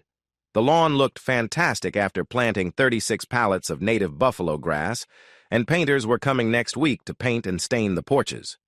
Maddie and her team were finished, but the road crew still needed to install drainage pipes in the back pasture. There was an old water tank that Maddie cleaned out before leaving, and fixing the drainage would provide water for animals in that area. She also helped clear out some land behind the barn, so I could start preparing it for planting. The weather was warming up every day, but I got lucky with a week of light rain and a night of storms that made the soil easier to work with. Once it dried a bit, I kept working it until it was ready for autumn crops. On a whim, I also decided to clear a couple of acres in another field nearby. I planned to plant oats this year, and if the weather cooperated, grain the following year. I loved hunting quail and doves almost as much as deer and fishing. I'd let the oats grow before letting cattle graze on them. Planting grain would attract even more deer, doves, and quails to the ranch. Charlie, Kay, and Brooklyn were gone for a week, but when they returned, my apprentice wasn't with them. They said Brooklyn and her potential roommate had quickly become friends, and Brooklyn was feeling encouraged enough to enroll for the summer semester at Washington. She wasn't sure about committing long-term, but was willing to give it a try. Kay was gathering nice clothes for her and buying other things she might need for summer, like hoodies and light jackets. They handed me a sealed envelope, which I put away before offering to buy a laptop for Carrie and Brooklyn. If you order online, send Brooklyn's to her new place. We're also shipping her clothes as soon as we buy what she needs. And don't worry about the payment. Our women's club has collected funds for this, Kay said. Okay, but if you need extra help, just tell me. We all want her to do well in college and pursue her teaching degree. We need more teachers like her, I replied. Kay nodded but didn't say much. After saying our goodbyes, I went back to my RV. I waited until after my shower and sandwich dinner to open Brooklyn's letter. While I relaxed in my recliner with my feet up and Chase napping nearby, I turned on the TV and found an adventure movie. I read the letter twice, folded it back up, and stored it carefully in a drawer. After thinking about its contents for a while, I let out a deep sigh and switched the channel, needing a distraction from the film. The next movie channel showed a romantic story, which I quickly skipped over. I really didn't need a romance tonight. I decided to go to bed, which puzzled Chase. "Why are we going to bed so early?" he asked, tilting his head to the side with a confused look on his face. "I need to rest and think a little bit. Your friend Brooklyn gave me a headache." At the mention of Brooklyn, he perked up and looked around, whining a little. "Yeah, I know. I feel the same way." Gwen was innocent in some ways, but she was also on a quest for deeper understanding of relationships. She taught me a lot about feelings and connection, just as I guided her through new experiences. I think she spent time each day learning, as her insights clearly grew rapidly. Being with her felt very different from my past experiences. She wanted us both to enjoy our time together and feel connected. My earlier experiences were much more one-sided, but with Gwen, I finally understood the true meaning of sharing pleasure. Sometimes we spent a long time preparing and exploring together, building excitement until that wonderful moment of reward. I learned so much. I was busy on the farm most days, but we would find time to meet under the trees near the river for fun adventures. One day, after some time together, she lay on a blanket next to me, feeling the warm breeze. "Danny, these weeks have been amazing. I never thought I could find someone so caring, so eager to share and learn together. I think you might be talking about yourself, sweetness. I didn't know the connections I had were so simple. I may have shared some new ideas, but you showed me what true enjoyment really is. That's why I'm torn about my opportunity to travel now, Danny. My graduation class at UT Dallas is organizing a trip to the Mediterranean, and I signed up. It's a month-long journey, and we fly out the day after tomorrow. I know it seems wrong not to mention it sooner, but it's something I feel I must do, even though I will miss our time together. We agreed our relationship would stay casual, but that's becoming harder for me. I hope to clear my mind on this adventure and maybe find someone who is more my age during the trip." I won't lie. I felt sad, but I kept my words simple. No matter what we decided, I feel a special connection with you. I'll miss you and wish you the best on your trip. I hope it's everything you want and that you find someone nice. Maybe you can share new things with me when you come back. We'll see if I come back, Danny, but I'm grateful for your kindness and the time we shared.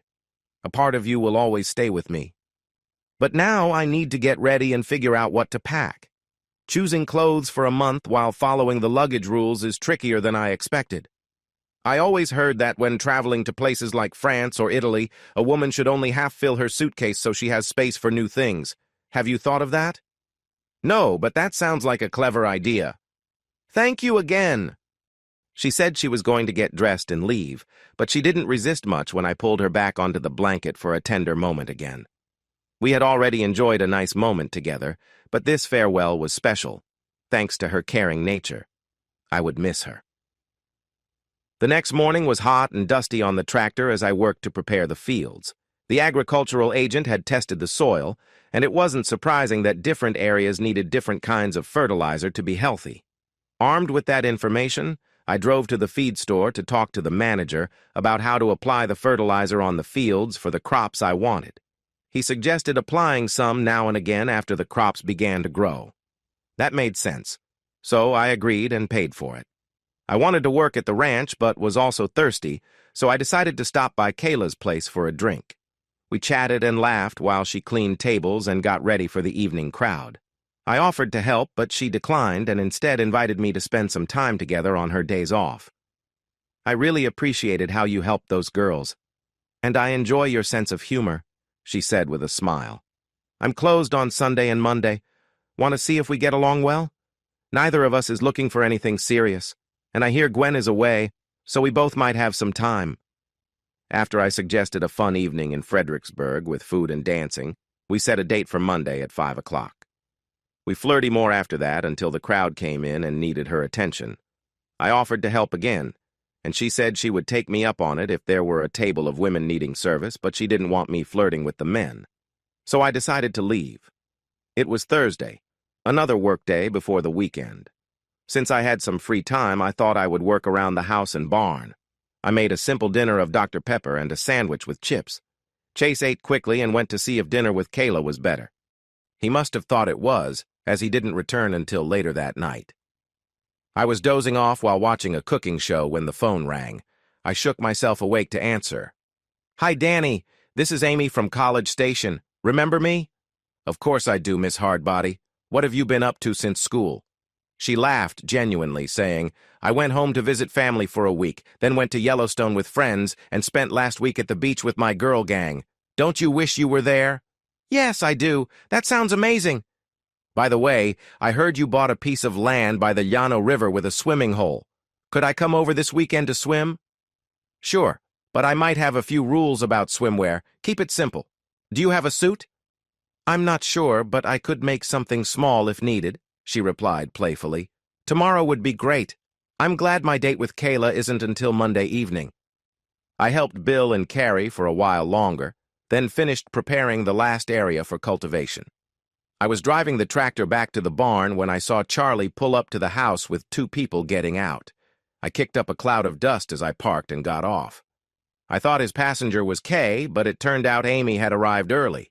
She probably wanted to enjoy the sun this afternoon and maybe spend some time with me later. I hoped. She got a friendly welcome from Bill and Carrie, who were covered in sawdust just like me, but she didn't want to hug anyone. Not in my white cover-up. You all need to grab your swimsuits because Charlie and I are ready to swim in Danny's pool. It's noon, so it is afternoon, I pointed out. Still, we haven't eaten yet. Kay packed a picnic lunch, but you have to take the cooler and sodas down. She'll be here soon, Charlie said. I leaned over to Amy and whispered, You reminded her about the swimsuit rule, right? Amy grinned back and said, Neither of us will follow your rule today. Maybe tomorrow I'll wear something more revealing, but Kay's rules are what matter today. Bill, Carrie, and I kept our swimsuits in the house since we swam most days. To everyone's surprise, Kay came close to following the swimsuit rule. Carrie always did, but Amy fell short. Okay, I'll let Kay wear her bikini, even if it has a bit more fabric than the rule allows, but she's close and brought the food. You, on the other hand, aren't following the rule at all, Amy, Carrie giggled. Brooklyn left one of her one-size-fits-all bikinis here. She asked Amy to come with her, and we all laughed as they disappeared. If Brooklyn wore it, it's going to be way too big for Amy. Looks like you're going to have to make an exception for your guest, Danny, Kay teased. Charlie was quiet, too focused on his wife, and Bill was also staring, so I joined in, making Kay warn that she would put on her cover-up if we kept acting so eagerly. I started talking to Bill about how much we had accomplished inside since Kay last visited. After our swim, we decided she needed a tour of the house and barn. We hurried inside to change into our swim shorts that Carrie and Brooklyn had gotten for us to wear under the bikini rule. They were shorts, but short enough to be a bit revealing. Hey, we'll drive the coolers down in the mule. You all use the other ATVs so we can all park at the bank, I heard Kay tell Charlie, surprised that we could drive down there. Bill started the mule, and we drove down with two coolers, one filled with soda and the other with beer. When we arrived and saw Amy, we were surprised. There was no way Brooklyn had worn that suit around us before. Carrie noticed us staring, laughed, and said they each had swimsuits for when we weren't around, but usually they ended up swimming without them, especially if Gwen was visiting. That's something to ponder while enjoying Kay, Amy, and Carrie's lovely appearances. I used to be accustomed to Carrie's look, but seeing her with new friends made her even more appealing. We carefully walked across the slippery limestone, which we had started calling Slimestone, and swam into the pool. We floated and chatted for a while before sitting on the edge and talking more. Amy shared about her summer and what her friends were up to, while we filled her in on ranch activities and Brooklyn's exciting adventures. Amy didn't know the girl very well, but she was happy that she had escaped a tough situation and found a new place at college. She wanted to become a teacher. Carrie showed Amy a photo of the four of us, and Kay quickly cleared up any misunderstandings people might have had. We all laughed and joked until hunger set in, so we decided to eat. I grabbed 3 beach towels and wrapped one around each woman. They used the towels to dry off, and I suggested they cover up so we wouldn't make anyone uncomfortable. They giggled at that, and Carrie took my advice while the others found some extra clothing. We enjoyed a tasty lunch of warm fried chicken, potato salad, mixed greens, and homemade fried apple pies that were way better than anything from fast food. We stuck to soft drinks, worried that having beer this early might lead to trouble for some of us. After we ate, we strolled down the shaded bank to a deeper spot with a rope swing. The crew had fixed it up, but both Bill and I were nervous about it. Carrie and Brooklyn didn't want to try it at all. However, Kay, Carrie, and Charlie were excited. Kay went first, shouting as she jumped right into the water.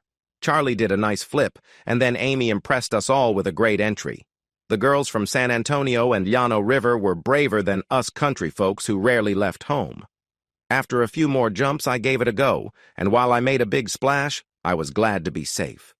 Carrie was still unsure, so Big Bill took a turn and landed similarly to me.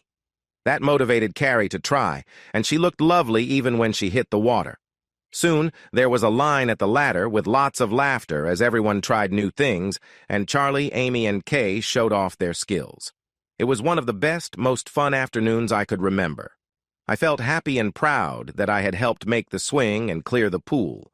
Bill and Carrie weren't a couple, but seemed to enjoy each other's company as the 6 of us drove to Fredericksburg for a crawfish and shrimp feast at the Crawfish Festival. We picked a vendor from Louisiana with a strong accent, and he did not disappoint. Even the bread pudding was delicious, sweet, and rich. Like many festivals in Fredericksburg, the event was held downtown, with shops selling gifts, clothes, crafts, and artwork. Kay came back from a dress shop with bags for me to carry and caught my eye as I admired some beautiful oil paintings of the Llano River at different times of day. She mentioned that the artist lived nearby and thought they would look great in our living room. Carrie agreed, so I decided to buy them. They were large, and the seller carefully wrapped them for me. Carrie and I then carried the paintings and Kay's bags to the SUV and returned to shop some more. I thought I was done, so I settled down with a drink and chatted with some locals when Bill and Charlie called me over. They introduced me to a blacksmith who had impressive items like tables made from horseshoes and unique gate designs he created in his workshop. Bill and Charlie mentioned that I needed a gate to go with the old wrought iron fence at my home and a gate for the entrance to the ranch. I confirmed that and took a business card, saying I would call next week. When I looked at the card, I saw an address in Chance. I asked about it, and he told me he had recently moved to Chance from a job in Odessa where he worked on oil field equipment. He was now using one bay of the old Ford dealership building, while the rest were taken by a ranch and oil field services company. He had become friends with the owner, and he and his wife decided to move here for the great schools and quality of life. Hearing those reasons made me feel even better about my own decision. After loading more bags into the SUV, we drove over to Hondo's and sat down in the outdoor area, close to a 3-piece band playing country music. After our server took our drink order, I looked at Amy and asked, "Do you want to dance?" She smiled and stood up, and we danced a bit on the small concrete floor. Our friends joined us, and when the music stopped, we clapped for the band. They seemed to be happy about it and encouraged us to make requests. The 3 ladies went over and chatted with them for a few minutes. Our beers arrived just as they returned, and we enjoyed the cold drinks. The band played a classic song, El Paso, followed by the Tennessee Waltz. We danced again, and during one song, the girls switched partners. I danced with Kay while Bill danced with little Amy, and Charlie was with Carrie, who knew how to dance really well. Another swing song started, and the girls changed partners again, with Carrie in my arms. "I wish Brooklyn were here," she said. "She loves swing music, and you should see her dance." I could imagine it. She was so graceful, and I felt a bit sad. Brooklyn was where she needed to be, but I missed her, and I could tell Carrie did too. When the song ended, the band announced a break. I gently led Carrie back to our table. She hesitated for a moment, looked up at me, and asked, "Did you read her letter? She hasn't heard from you?" I did, but I don't think it needs a reply. I care for her, but the age difference and her need to grow in different ways are big problems.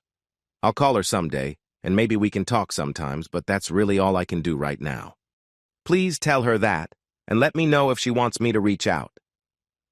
We returned to the table where the others were enjoying their drinks and chatting, and we joined them just as our server came back. We ordered another round and chose our food after she served our beers. The band returned, and we danced some more. I had my last beer since I was driving. The others kept drinking, dancing, and having fun. We left as the sun was setting, and Charlie showed me a shortcut back to the ranch a few miles before we reached the river bridge. There was enough light to see that it was a lovely route, with charming old houses, a low-water bridge, and an old schoolhouse now serving as a community center. This way saved 20 miles compared to the longer route. I dropped Carrie off with Kay and Charlie, and she called her mom to let her know she was spending the night there. Amy and I had not spent much time alone, but we got to know each other better through our conversations. I worried it would be awkward after Bill went to his trailer and we entered my RV, but she made it easy. As soon as the door closed, she turned, hugged me, and leaned in for a kiss. She was a great kisser. "Shower, then bedtime," she said with excitement. In the shower, she showed off her flexibility and energy. In bed, she amazed me with her stamina and creativity. It was a wonderful night, and we still had today, tonight, and part of tomorrow to enjoy each other. There was no romance in our activities, but they were full of energy and joy, filled with laughter and little instructions. After grilling burgers outside, we drove to the ranch. I caught her up on the work we had done, and we reached the old homestead for a tour of the barn, house, and grounds. Our picnic basket contained wrapped burgers and chips, but our main aim was to relax and enjoy the sun, taking breaks to cool off in the water. If it hadn't been for Gwen's lessons, I wouldn't have been able to keep up. Amy was full of energy, and I was lucky she took time to rest, which gave me a chance to recover. On Sunday, we went to church with the Horsters, Carrie, and Bill, which probably raised some eyebrows afterward. Many women came up to meet Amy, including some I didn't know, and I noticed the surprised looks Bill and Carrie received. But Amy and Carrie handled it well, with a little help from Kay. For me, it didn't matter much. Bill and I had one final meeting on Wednesday, and then our cases would go before the judge on Friday. We would become single men that day. I knew Amy wouldn't be the last single woman I spent time with in town, so people could get used to it. To be continued.